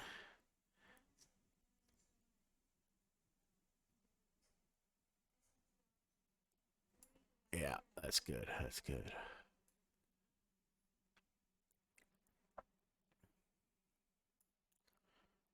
Yeah, I like that. Looks pretty nice. Um, One thing to do is when you're connecting like the handle to the grip, you want to make sure that the edge of the handle is going to come back out to this location here so that it's going to line up with the edge of the grip. So to do that, I'm just going to take the pen tool and I'm going to add a point right here, because now I can muck around with this up here as much as I want, and it's always going to curve right back to kind of nearby where I want it as an end in the end. I don't have to worry. So even if I did something ridiculous like that, it's going to come back out and it's going to be the correct width to attach to that grip. Obviously, we're not going to do anything quite so crazy, but we have to think ahead. We have to think ahead. All right, so we get a nice S curve in there, right? S curves are just like just pleasing to the eye, right? That sort of symmetrical way of flowing, right? Looks dangerous, right? Because we got this little spikes here, right? Not too many, just a couple there. Don't have to go too crazy. We got spikes all over the place, right? Um, I'm happy. I mean, it doesn't have to be too complicated. Um, what do you think? You like where we're at with that? Yeah, it looks good. So then let's go ahead and Alt and Shift, and we're dragging, and we hit the pink line so we know that it's intersecting, and drop it. Object, transform, reflect, okay. And we'll see how it looks upon rotation. It still looks sturdy, it still looks thick. Um, Comes out to the handle, looks good. We'll deal with the way it attaches in a minute, but I'm pretty happy with the shape of the handle. Yeah, it looks Overall, good. looks pretty badass to me. We're gonna get that spike down at the bottom too. So we're gonna think about how we want to deal with that. So we're gonna again do symmetrical. So we're gonna come down here and we're just gonna drag to lengthen.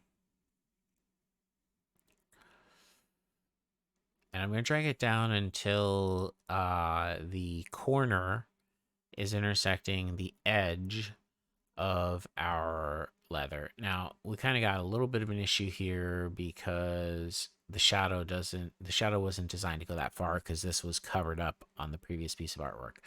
And that's okay. But I We think, can bring it up. yeah, I think the best way to do this, because I really do want it to go, I, I want it to intersect at that width, right? I could change the width of the handle down here, right? I could make it, if I crop it up to the shadow, right, up to here, then I'd have to make the bottom of the handle wider by this much. Okay. So that's one option. That's the easy, quick and dirty way. It's going to be the wrong size. Nobody's ever going to notice, but I could do that quick and easy. Okay, that's one. Other option is I'm going to grab this shadow layer and fix it and bring the shadow layer out, and sort of expand that out where it would have been if it was visible before. And the reason why I want to do this, right, is line up this corner with that edge, is because then there's going to be that spike come out the bottom, and it's going to feel like it's the same piece of metal as the piece of metal on the top, because they're going to be the correct width. They're going to match each other from a width. We have an issue here though. Something happened here. This got misaligned. What happened here? Hmm, weird. Object, transform, reflect. I don't know what happened there, but we fixed it. Okay.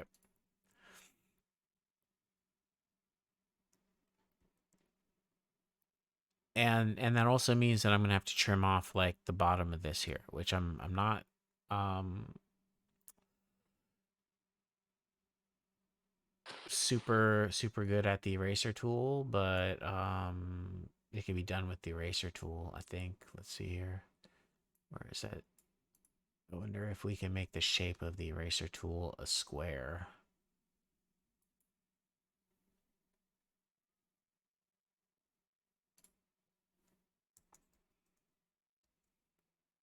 We're looking for,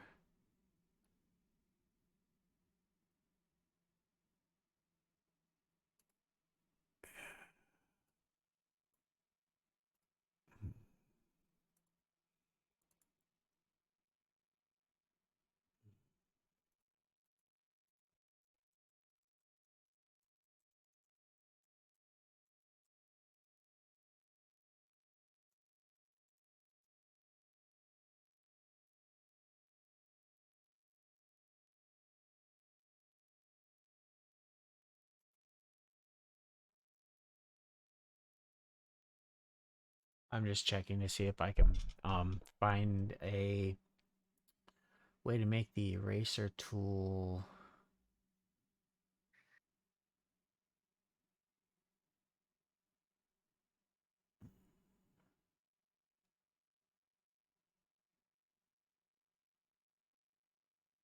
a square.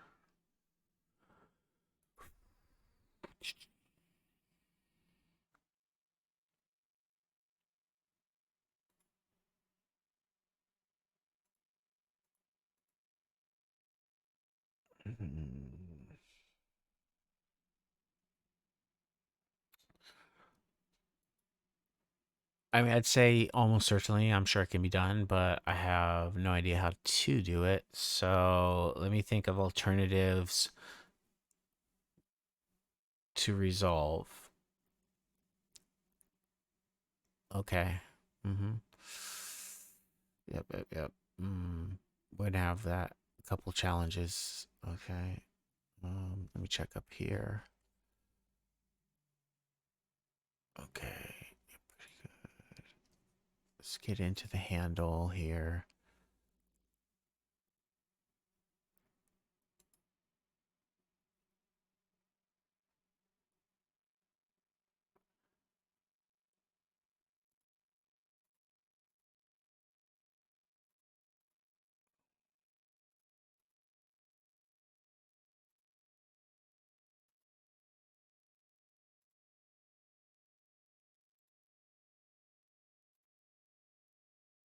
Okay. So we'll get rid of that.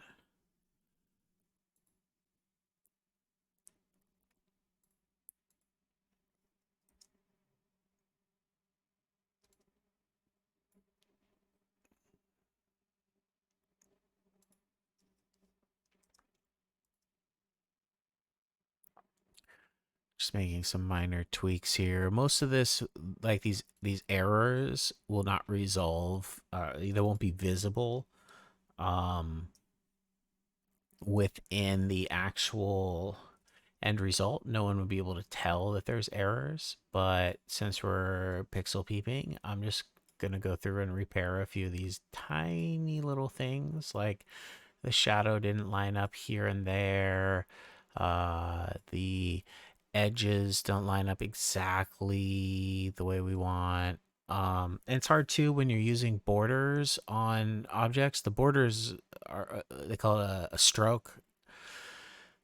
They don't work exactly the way I'd like. And I think part of that's like my own lack of experience. Like there's other things I could be doing that maybe would be better practices when I'm using a stroke on lines, but I'm potentially not doing that today. So, uh, but I just do these little tweaks to fix it, and I'm sure as I get better at Illustrator, this will not be as necessary.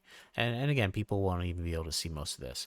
What I'm really looking for here, though, is on the right hand side to see where the leather doesn't cover the metal, so you can see potentially here the metal in the background is not fully covered by the leather, which is, of course, not physically possible for our art. And that starts here.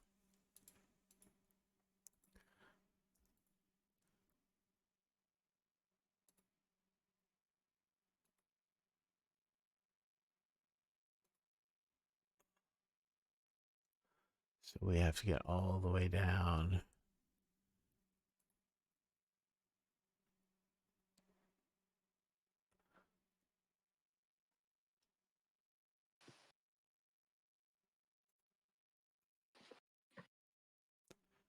Yeah, I think we'll start correcting it here.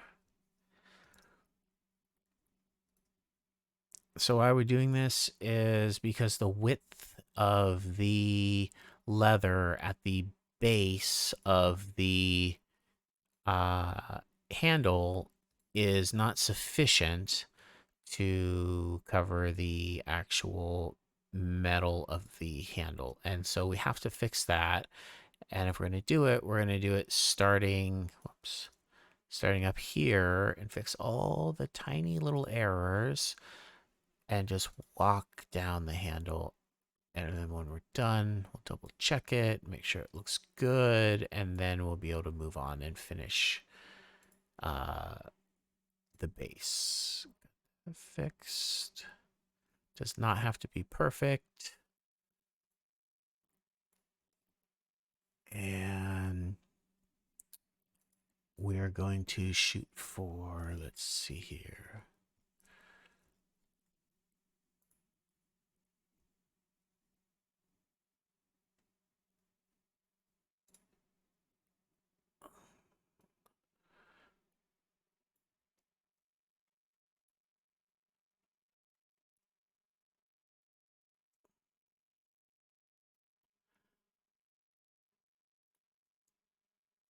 Okay.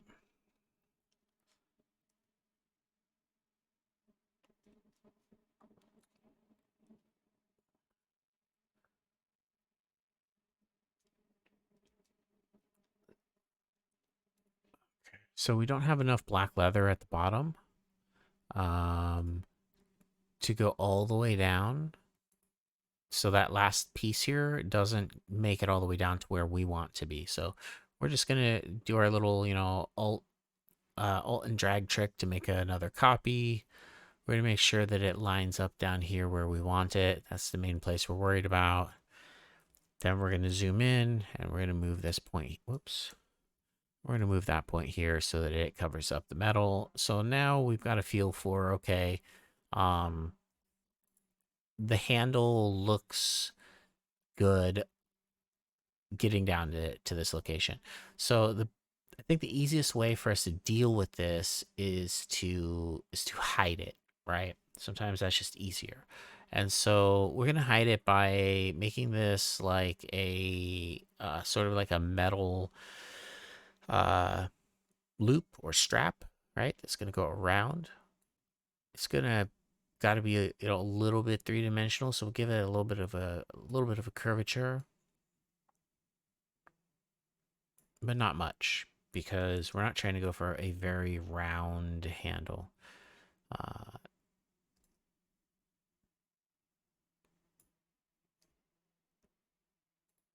oops, this one and this one.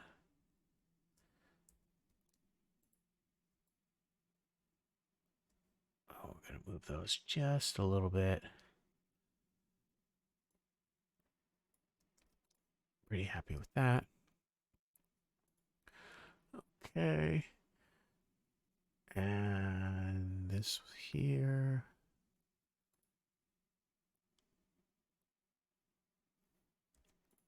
Want that?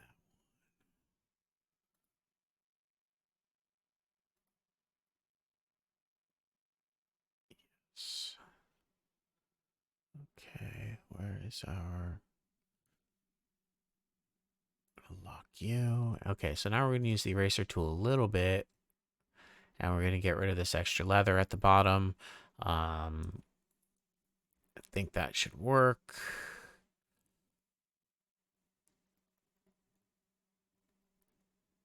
It's a little bulbous over here, but that's okay.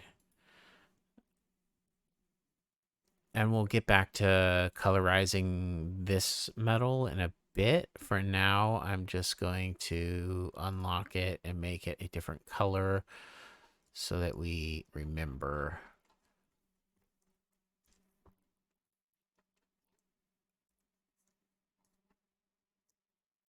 All right. Good, good, good. Looks good. Okay. All right. So now we're ready. Going to extend this like so. Maybe extend this. Yep, that should do it. Yeah, we'll bring it a little further out. We'll start it like a little bit out. And then we have to lock this in so it doesn't move. So we're going to add a point right there so it doesn't move. Okay. Now we're going to grab this anchor point. We're going to drag it down.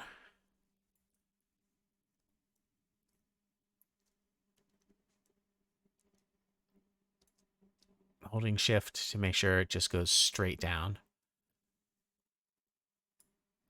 Okay. And then we're going to grab this anchor point. Oops. Then we're going to hold shift to make sure it goes straight down.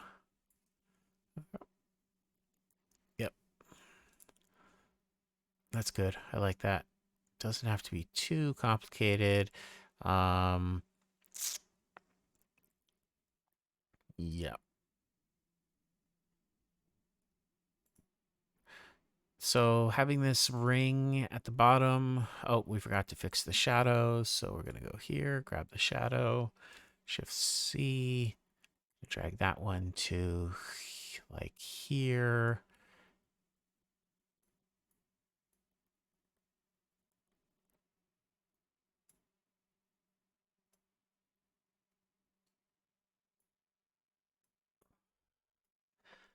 We're going to add a point here to make it a little more workable.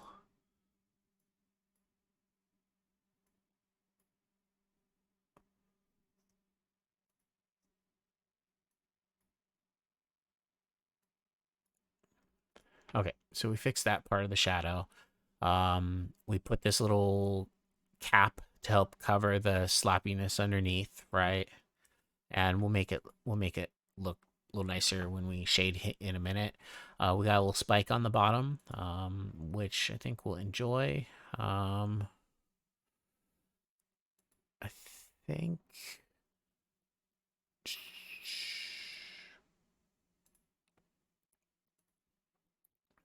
Yeah.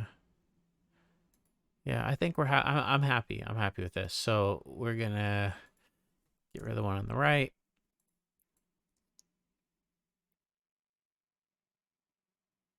Make sure they intersect. Holding Shift and Alt again at the same time so that it just drags in one direction so it doesn't move around. Transform, reflect. Okay. Looks good. Oh, it doesn't look good. We're going to try that again then. We'll do it while we're zoomed in. Okay. Alt and drag.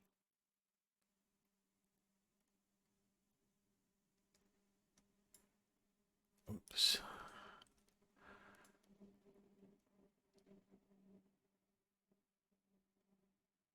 It's not like snapping. I don't know why.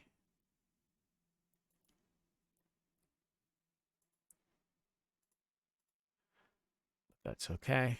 There's, at the very least, as long as they overlap, but we could check the point at the bottom to make sure it's lined up just right. You can see that it's not lined up just right. I don't know why it wasn't snapping to where I expected. There we go. Now it's snapping. I don't know. Oh well. At least we fixed it. Okay. Looks good. So now again, I'm calling it. We are merging all four of those layers together. Now we have a single object. Sweet. Okay.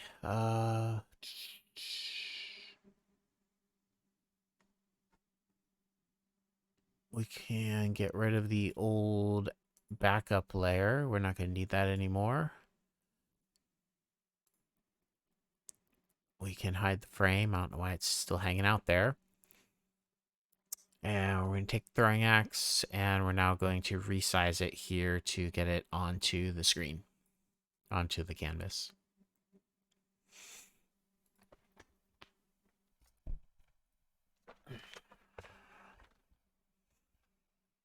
All right.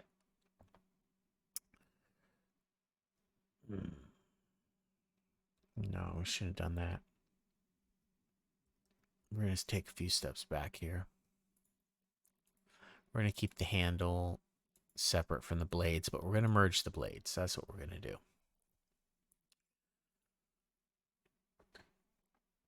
Okay. So I'm going to start with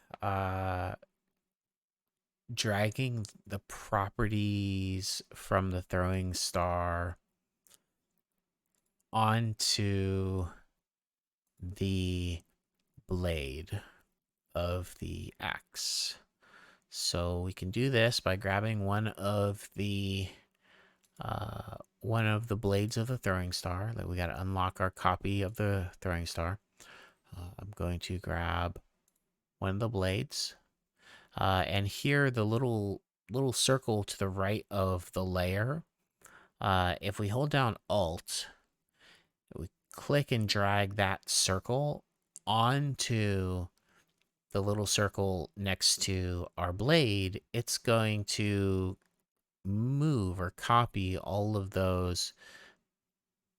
Well, that did not work. That's because it's a group. It's going to move or copy all of those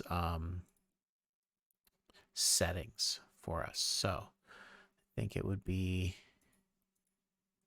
yeah, that one will do.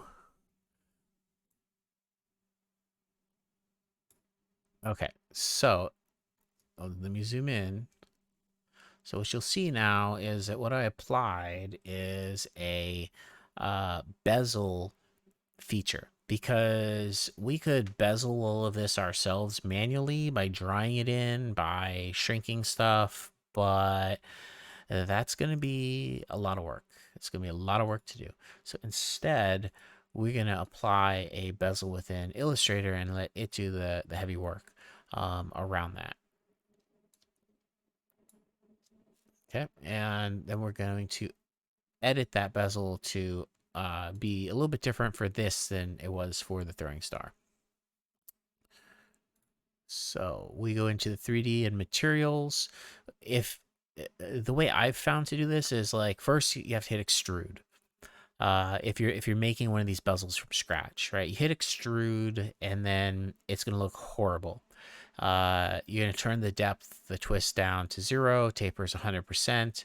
Then you're gonna go down to rotation, and you're gonna make sure those are all at 0 degrees because these all default to some non-zero number. And I'll just show you for example. See how that just like totally weirded out like the blade to be ridiculous. And there's probably uses for that. Like, hey, I want the blade to look like it's at this angle, right? Like, okay, great. Um, Not what we're doing here. So you change those to 0. Now we're here.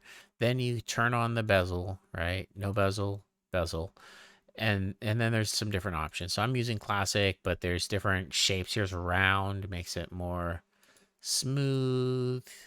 That's pretty sick, actually. Convex, I like that. That's pretty nice. Classic. Yeah, convex just seems to be like highlighting a bit, enhancing the highlights. But yeah, we can adjust the height.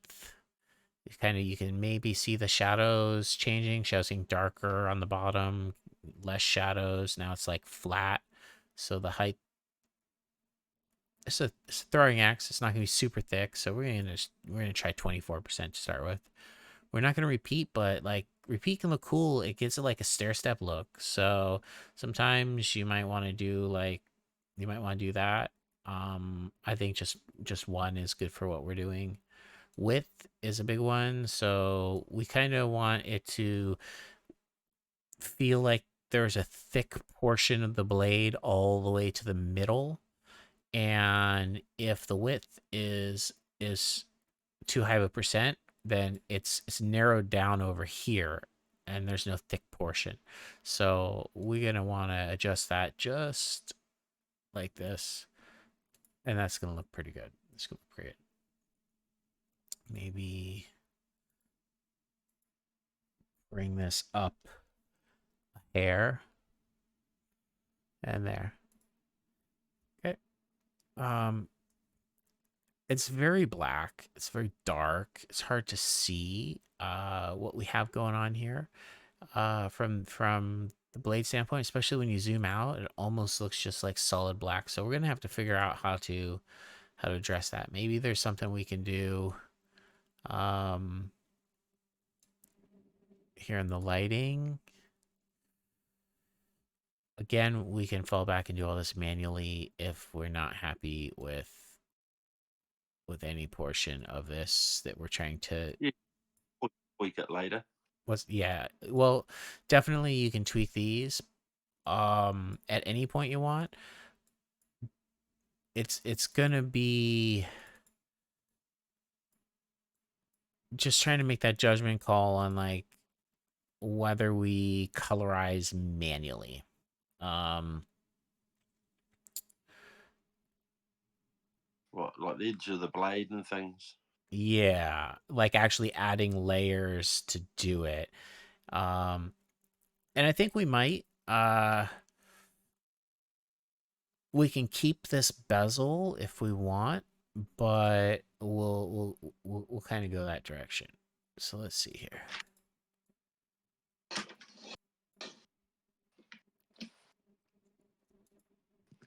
All right.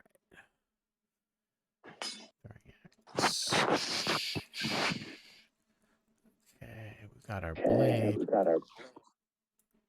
Copy. All right, so copying the blade there. And then on the copy blade, we are going to turn off the 3D materials. So we're going to go over to bezel. We're going to turn off the bezel. We're going to turn off extrude.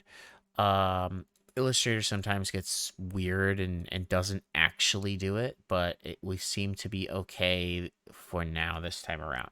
I'm going to pick up a lighter color here so we can see it.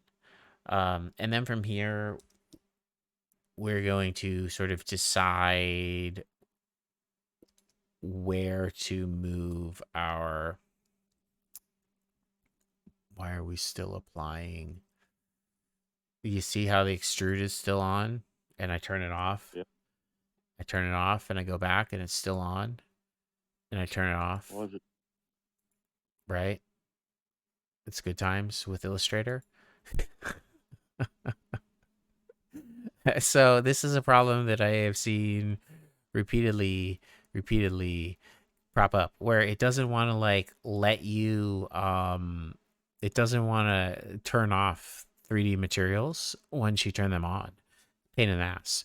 So what I'm going to try to do is I'm going to take one of my color palettes here, and I'm going to alt and drag the little circle and drop it on the path I'm working, and force it to take all the settings. And that, as you can see, it's turned it off, right? And the problem with bezel is you can see how like rough the edges are, like this. Whereas with vector, there are no rough edges because I don't know, it's a mathematical formula. You zoom in and it's just math, right? So there is no edge. In any case, that's how I get around that issue. Otherwise, you have to close Adobe Illustrator and reopen the program, and then it typically will work at that point. So all we're doing now is with Shift C, we're just getting back into the anchor point editor, and we're just saying, well, we want the blade to be about this thick.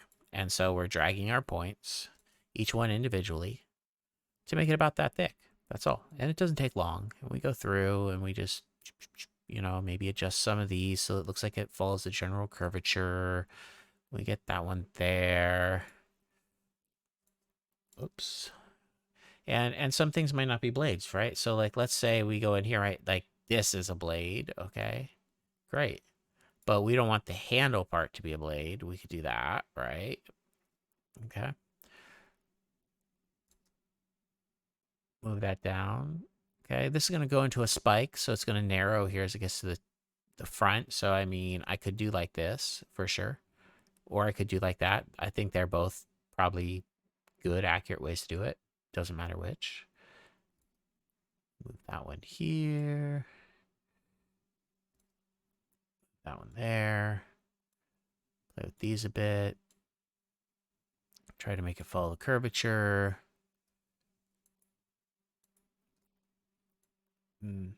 Maybe we.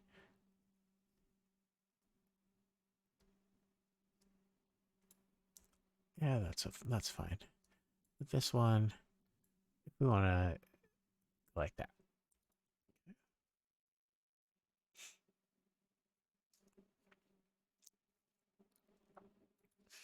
Okay, so we are also going to get rid of the bezel. We tried, not feeling it right now. We might come back and add some later. So we're gonna take the nearly black, uh, and we're gonna drag it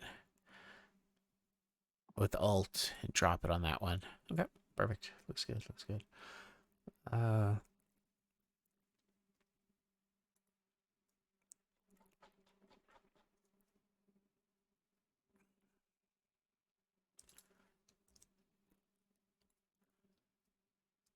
so this one maybe be a little thicker because it's the axe portion. We'll put that here. That looks good. This one here, a couple ways we could do it. We could take the handle and just drag it out like that, which I think is going to look great, rather than pulling the anchor point in. I'm just going to try that for now in this particular one. All right, just gives it that deep cut going inwards. And then this one going to be tricky. Let's see here.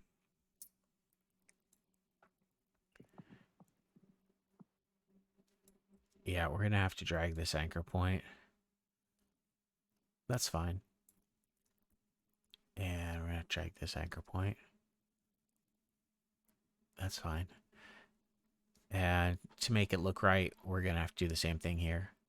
We're just going to do it a little bit. I don't want to take up too much of the main body of the blade as it goes towards the center. I want it to maintain some thickness. That looks pretty wicked.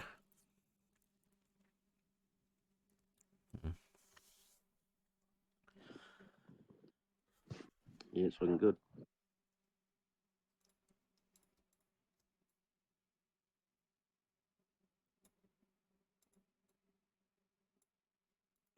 Hmm.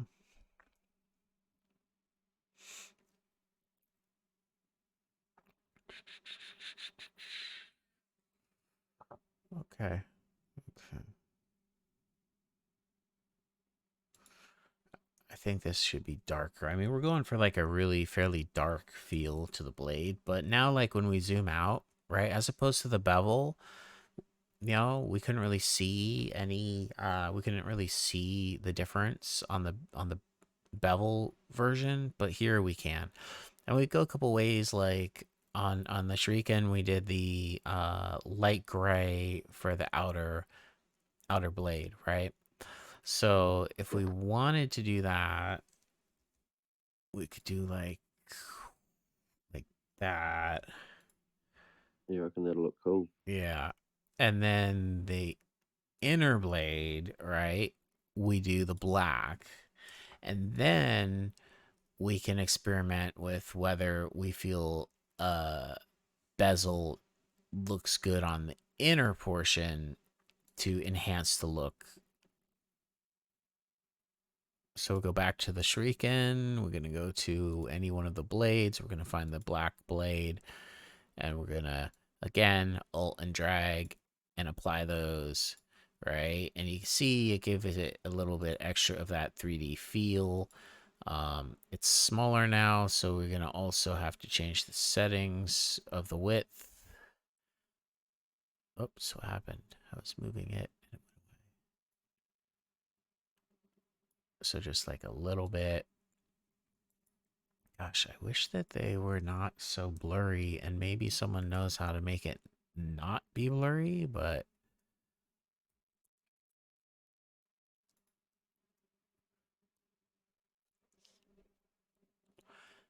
Sharpness.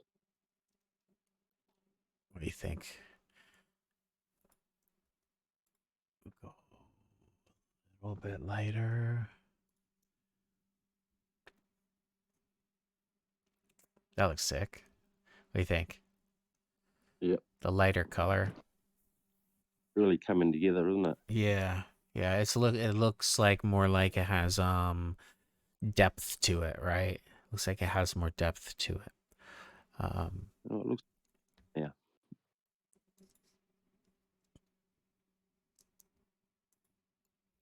so I think now I'm pretty happy with this. We're gonna go on to like the highlight pieces, right? So we're gonna say, okay, the light is coming from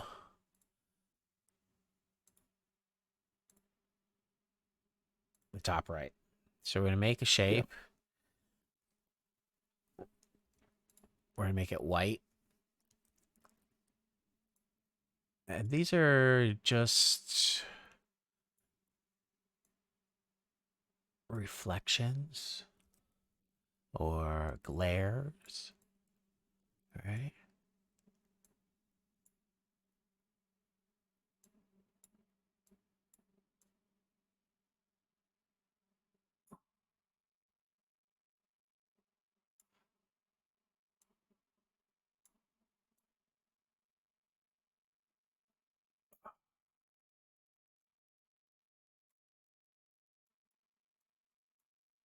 Come on. There we go.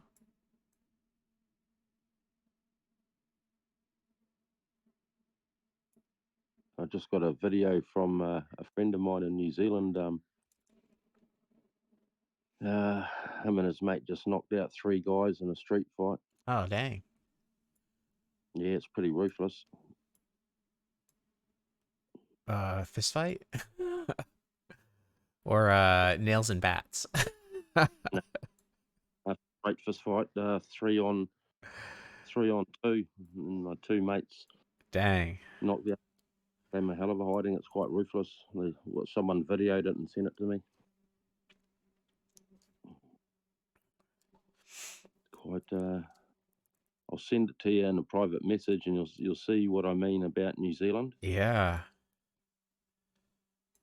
You'll be quite mortified.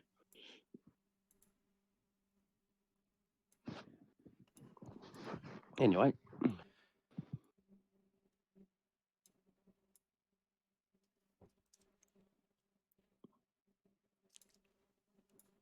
So these like really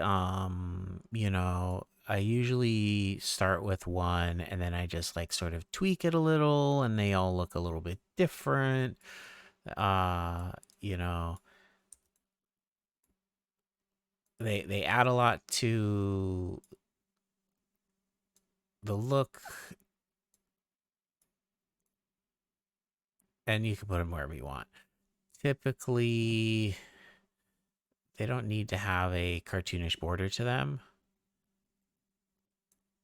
So we may just want to adjust that in a second. and it looks excellent. Those pieces.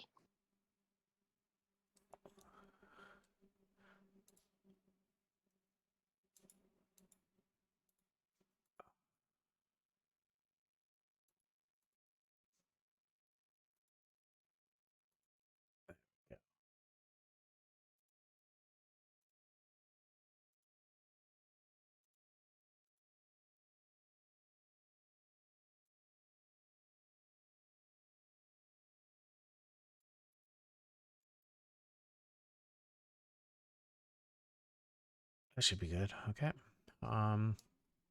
It gives it a little bit of like that glossy feel, right?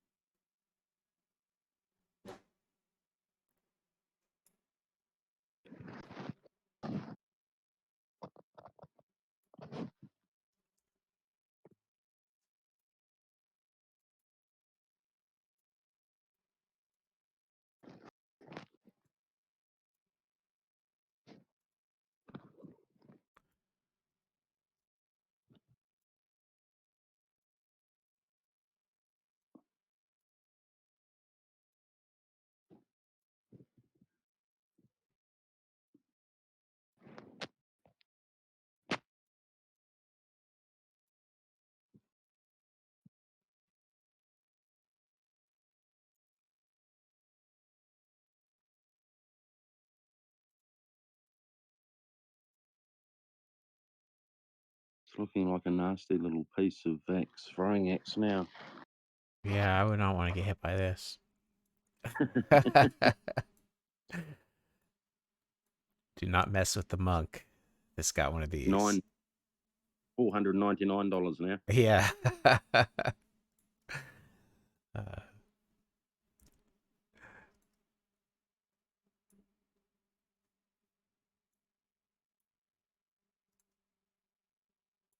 Holy shit. We've been going for nearly 2.5 hours, fire. yeah. Yeah. We're almost there. This is we're pretty close. We're pretty close. Oh, good. Yeah, I got a boot at 8:30. People are banging on my door. But this is cool, so keep going. Oh, appreciate it. Glad you're enjoying it. Yeah, people are banging on my door going, oh, I need a lift down to the ferry. Shut up. I'm pretty happy with this. Like, look, nothing's gonna be perfect because, especially like with art, there's always one more thing you could do, right? Always something more you could tweak, right? So I'm gonna say I'm pretty darn happy with this blade. And so now like it's time to go for the handle. We got the handle laid out, the general form. So I'm gonna merge these two together with the Pathfinder,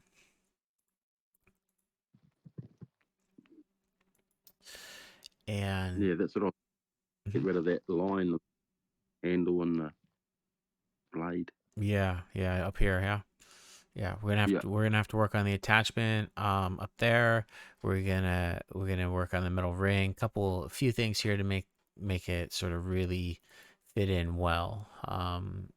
And so we'll see how we can make this happen. Let's see here. There's our path. There's our wrap. One thing we're going to try out the gate is we're going to move the handle up the top and we're going to see if it can blend because uh, uh, challenge here is that using the bevel, it's changing the lighting of the metal, so it's coloration wise, it's not going to match exactly. But by the time I zoom out to like this, which this is like probably, I don't know, 1500 pixel image, it's almost matched where you can't tell. So I don't think that the variance in the color between the handle and the beveled portion is going to be visually noticeable to anyone, especially if I drag it down like to Mm, here. I think it's going doesn't to, matter. yeah, it's going to be invisible to the eye. And it's going Mm. to make it look solid, look good. So I think that's what we're going to do there. Um we're going to have to, again, we're going to do this manually because we know we already tried. We had a little bit of challenge seeing this particular material with the bevel. So I'm going to just copy the handle layer. Uh, and we're going to take the top one. We're gonna we're gonna cheat a little bit. We're gonna do object, transform, scale. We're gonna do horizontal, and we're gonna decide on sort of based off the pink lines, like how far in we want the we want it to go. I don't 50 I think is too far. I'm gonna go with like 60. And then we're going to take the layer that's in the back, and we are going to grab the dark color. Yeah, see, it's even darker. It's even darker in this shadow, right? I don't think we can touch that shadow. We can't pick that shadow up because it's not actual color. So we're just gonna go into our actual colors here, and we're just gonna go black. Just gonna go all the way down to complete black for the shadow layer. And I think that will look good. We're gonna lock that one and grab this one.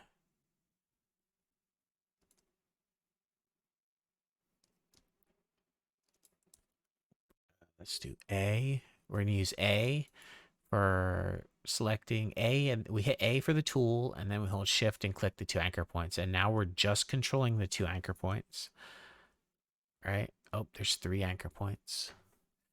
Shift and click the third one, and now we're just gonna drag those anchor points for the shadow, just like that, so that we don't see any issues. And it looks like one piece now. The colors look pretty darn close to matched. But you could tell the handles, it may be thin and flat, but it's not a blade. It doesn't have this gray blading to it like it does up here, which is good.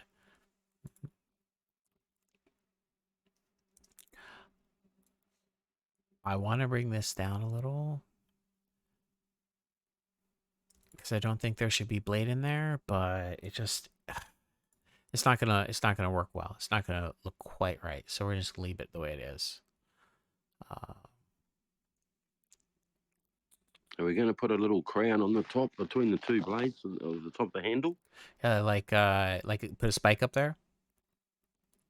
Yeah, you're like in the middle of Yeah, yeah, the top of the shaft between the two blades, so like a little, little.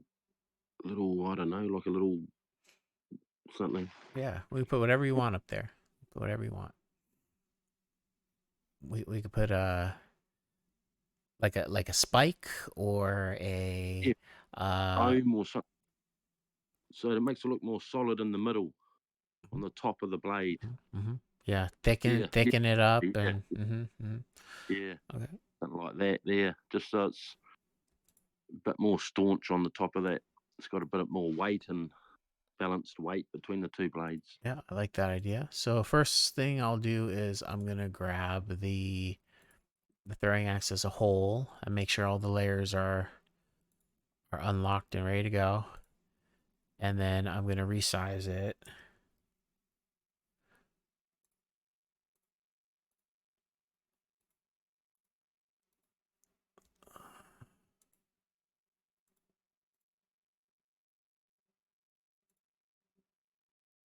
We got something in here that's locked. Oh, I see. Because the Shuriken's way out there. I was like looking for the square borders, and they weren't there. Because Shuriken's way out there. The borders are far, far away. Okay. Just wanted to shrink it down so the whole thing's on the canvas again. It's got a little bigger. Okay. Sweet. Okay. Um. Yeah. Just a little dome piece or a spike or something. I don't know. Yeah. Just it's a little something on the top of that there.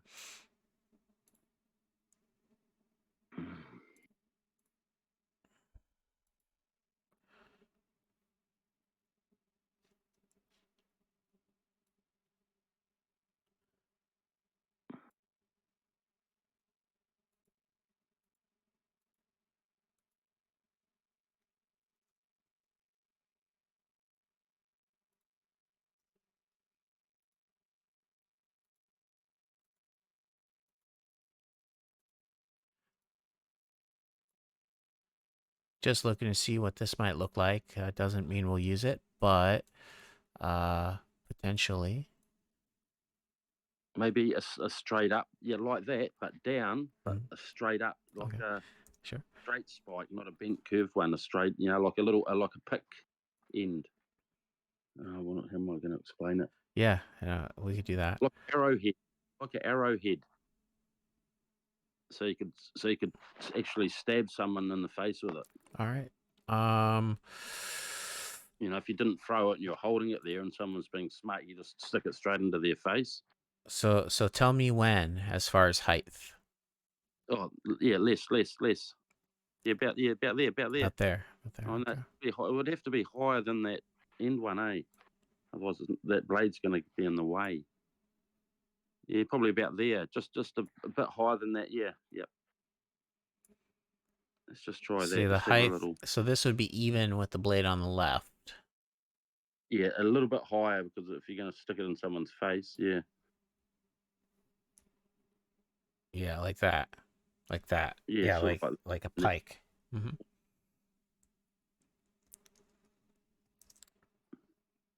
We can get rid of it if it looks dumb anyway. But That's the nice thing about drawing with these, right? Is that you can play around, you can try different things, and because it's all layer based and it's all vector based, you can yeah, and experiment. well, that looks good. That looks shit. Yeah. I just wanted to have a look, see what it looked like. So we're gonna bring it in, and we're gonna do To like the middle, have to be into the middle, this is gonna to be the bottom just more. half, just one half, right? So we make like the spike part pretty long, right? Like out to here, Yeah, like boom, yeah, like this, and then maybe yeah. like for some Yes, yes, viciousness, right? Like that. Yeah, yeah. and then double that one over. Well, that's looking quite nasty, isn't Yeah, it? yeah, I like that. That's a good call there. So we're gonna alt and drag. So alt and drag, and then holding shift, so it all snaps. And in theory, if Adobe's working right, we just mirror it like we've been doing, That's it. and then we feel Yeah, it something like out. yeah. See? Yeah, I like it. It's good balance to Yeah, it. Good balance to it. So it, we're gonna colorize it slightly differently, right? Um, so we're gonna bring it in. And we're gonna make it non-symmetrical at the bottom just because of the fact the way this is non-symmetrical, and we're kind of drawing it to particular lines. yeah. Um, it may even make sense. I'm gonna try this to make it feel or look as part of the same piece of metal of the shaft, right? Y- It Yes. adds to a sturdiness to it to make it look like that.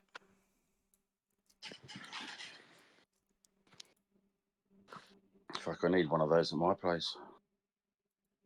You should have pre-ordered because they're $6.99 now. And they were on special. Yeah. We're off by just like 1 pixel here. Like, come on, man. What's going on here?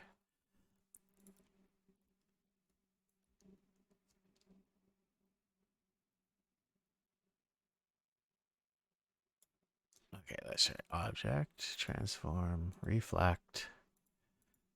Okay, that's better. That's beautiful. Oh, I swear to God. It's there. It's hiding in the middle. Look at that. 1 pixel.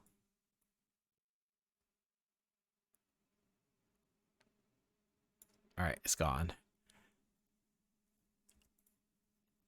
Yeah, little stuff like that. It always weirds me out because Adobe, they're top of the line. Like the program should be sensing errors even at that level, and snapping correctly. But that's okay. Um, we will do manually colorize this. So let's merge these two. And did they merge? They did not. So this line down the middle, right, that is still here is because they're not lining up correctly. And so when I go to merge them, it knows that they're not, it knows that there's a gap here. It see it. And this is my fault. I'm sure this is my fault because I drug points manually and it doesn't love it. So the way I'm going to do that is I'm going to drag it till there is no Together. overlap. Yep. But what's going to happen is at the tip, okay, that's what you end up with at the tip is a Roger, scissor. Roger, Roger. Right, right. So it's not a big deal, right? Most people will never see it, but okay. So what we do then is we're going to select them again. We're going to merge them. Now it took the merge, but in reality, the tip Oh, well, that tip's a nasty little tip, and it's a scissor tip, and that's going to be nasty. that would be, but we're going to fix it. So we're just going to go Okay. in and we're going to delete these extra points and force it back to a perfect triangle. Now, it might not be exactly center. It might be off by a pixel or two, but it's impossible to see visually, and so we don't care. They're not, Well, once you hit a few people with it, it's going to have a few bends and dents in it. that's a good point. Yeah. Yeah. Okay, so we got that, and now we're going to make it look like a blade, like the other blades. Yes. So where are we? Up Yes. here. We will make a copy.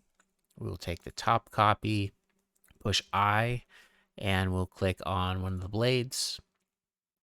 I screwed up actually because we're supposed to do that to the bottom copy. So I'll try that again. We'll pick the bottom copy and copy the color of one of the blades. There we go. The top one, we're now going to select and do Shift C, and then we're going to drag until we are happy with that. When just let's see what it looks like. Yeah, because if we bring it down,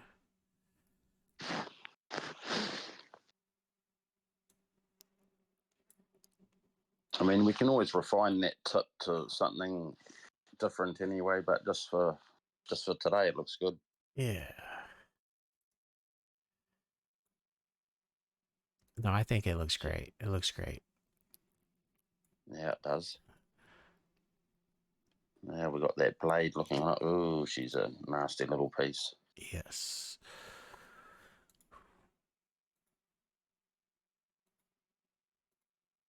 So when we have these cartoonish borders, we also have to be a little aware that we're gonna have to come back around at the very end and what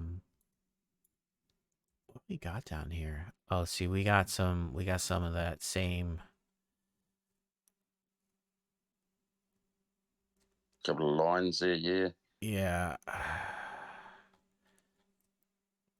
See if I can line up on it and zoom in enough to fix it. Okay. Um.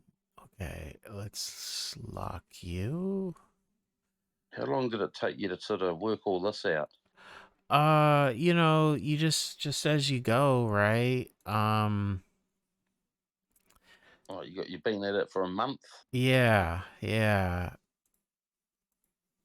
And every single uh weapon is better than the last. Yeah, And of course. so that's where you recognize the progress. When I go back and I look at, like, the earliest ones, and I say I would do that differently now, or I could do that better, right? It's good to see, because then I know that's representative of the progress that I've made. And there's a couple weapons that I'm not happy with. They're likely to get some rework, but for the most part, if it falls within the range, right, uh, then that it's acceptable, then I won't be reworking it. But there's a few that are going to get some rework. No, they're all looking pretty good. You've Oops. done good work there, brother. Thank you.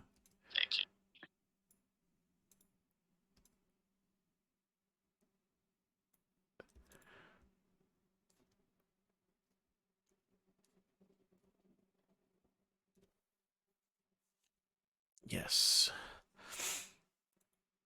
Okay.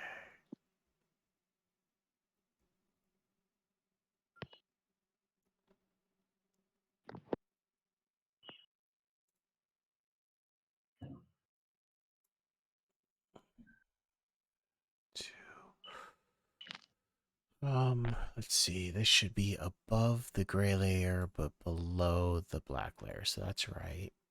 We're going to do a black border. We're going to do a black border with no fill. And we're going to do a border.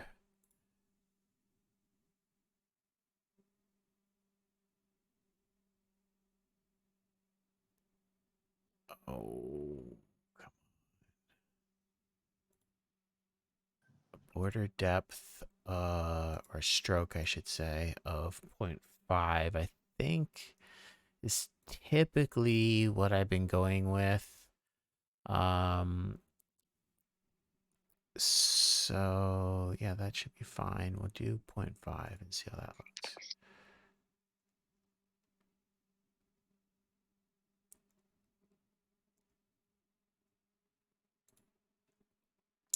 Yep, can't even see it on that one.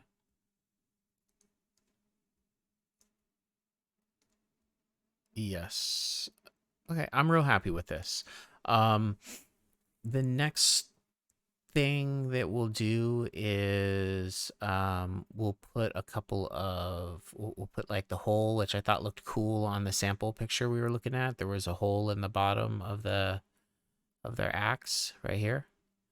Right? I like Yep. that. So we're gonna do that. And I'm not the best at this, so it might take me a couple tries, but let's have at it. No worries. I'm gonna have to go in about 3-4 minutes. All right.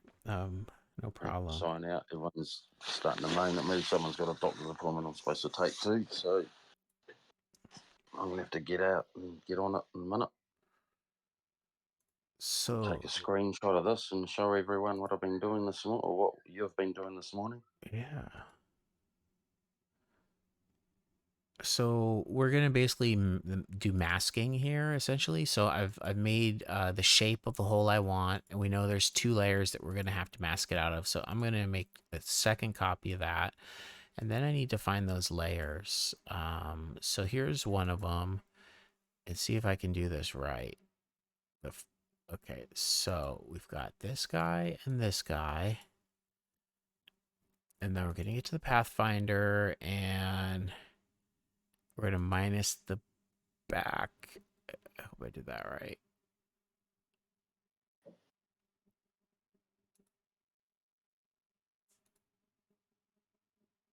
That doesn't look right. Let's try this again. It's a fountain pen. Yeah, right. uh, ah, okay. So we've got these two layers, and I'm gonna minus the back. Darn it. Okay. Then let's do minus. The front. No, it doesn't like that.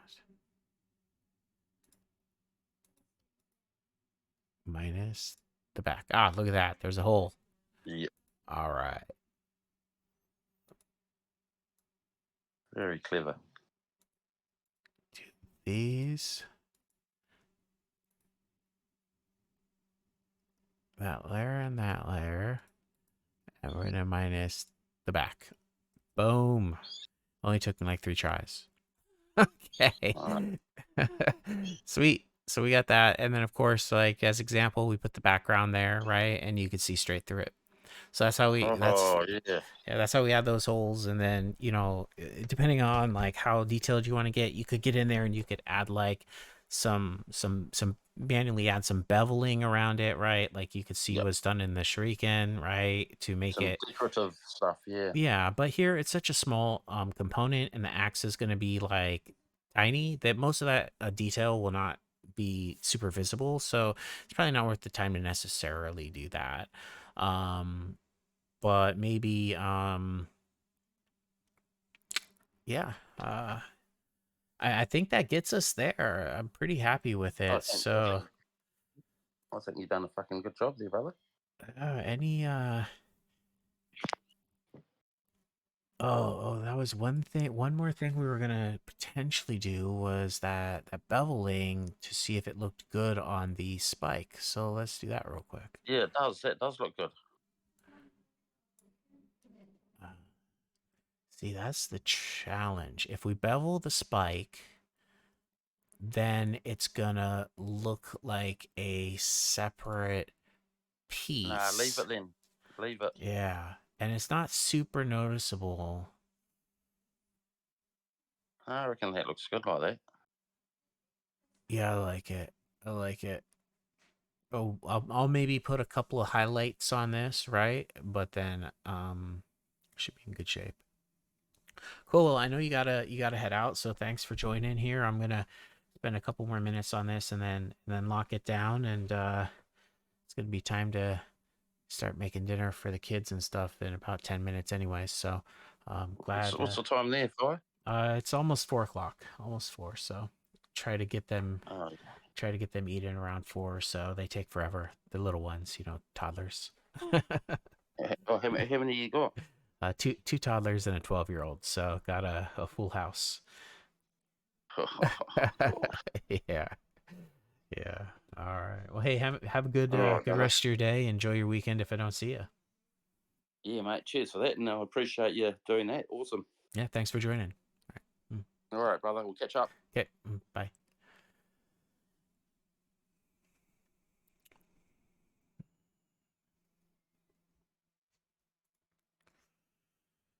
Mm. So I think I'm still gonna try to bevel this and see if I can make it work without too much complexity. If I can, I think it will look great. It will match better. So it would be ideal, but it's gonna be tricky. So we make that extra copy here as the backup, and I have another one that I'm gonna work with. So I'm gonna just name this one backup and hide it.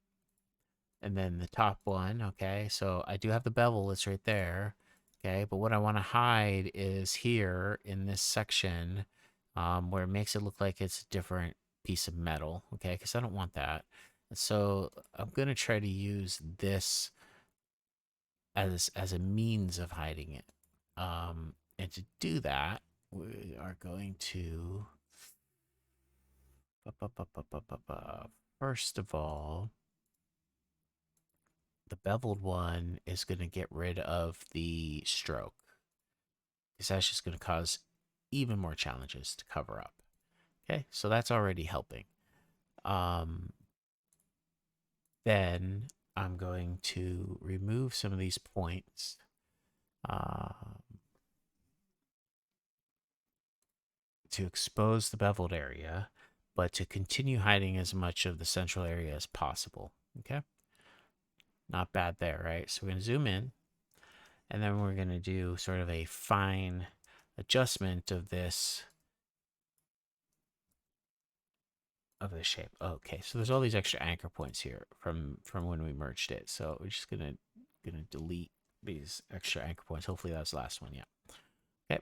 And we're gonna drag these around until we have hidden the variances as much as possible and see how that looks.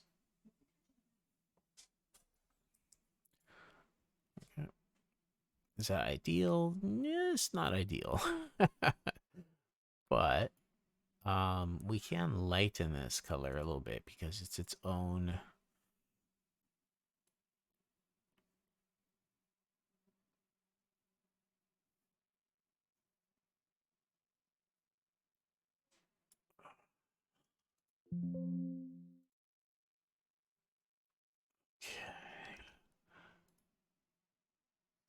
I'd like for these two to be symmetrical. I don't know how they got out of whack. But let's say we do this. Okay.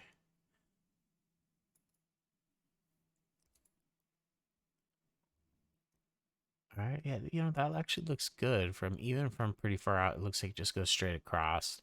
The point actually is most visible, so we can completely remove that. Oh no, we can't because it's hiding black.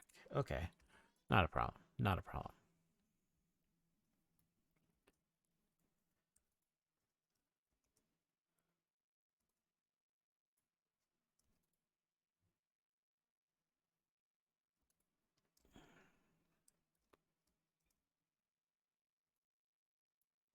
Okay.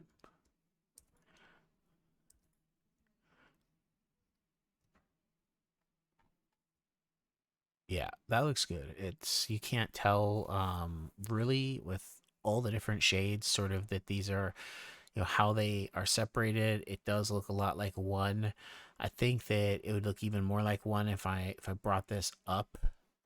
So I'm going to select this, and with the pen tool, I'm going to add and see. I want this to be kind of a little bit more like that, and see if that sort of makes it flow all the more as a single piece. It really does. Even better would be to go like this. Okay, grab that. We're going to add one here. We're going to add one here. And now we're going to take this up even more.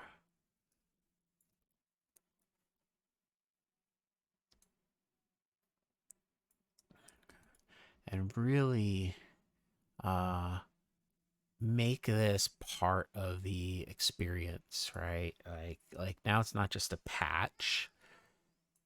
Now it's part of the shading of the object as a whole. Okay.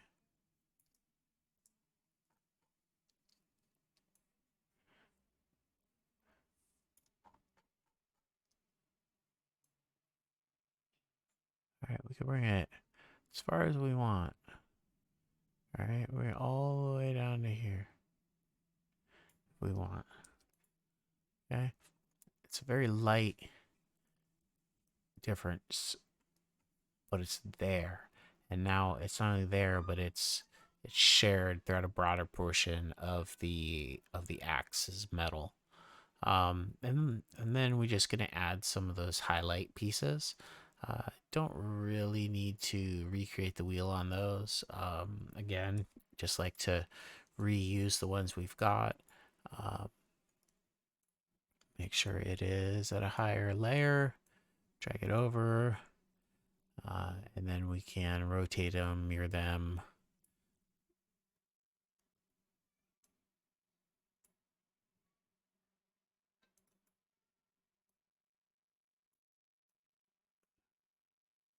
Into the desired shape and size.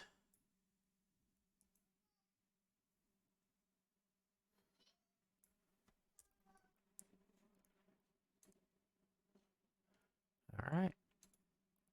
And that should do it. What we have is a completed, unique deadly looking throwing axe. Oh, actually, there's one more thing. Keep putting it off. Keep putting it off.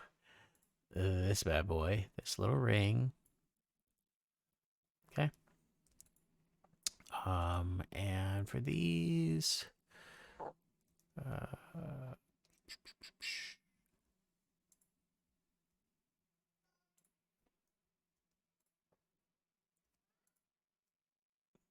yeah, that looks sick right there.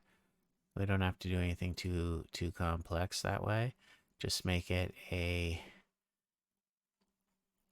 gradient. And as long as that gradient kind of lines up with the lighting, brighter on the right, dimmer on the left, we should be good. We want it to cover this, but we're gonna have to make a quick adjustment to the most outer layer here to ensure that they connect where we want. Not a huge deal. I try to avoid this kind of corrective stuff, but you got to do it. So we're going to bring that out to about there. I'm going to bring this handle in so we don't have issues. I'm going to bring this one out to about there. Bring this handle in so that we don't have issues.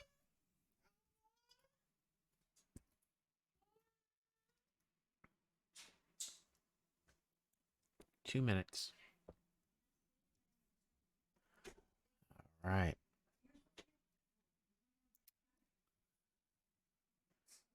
I'm very happy with this. So,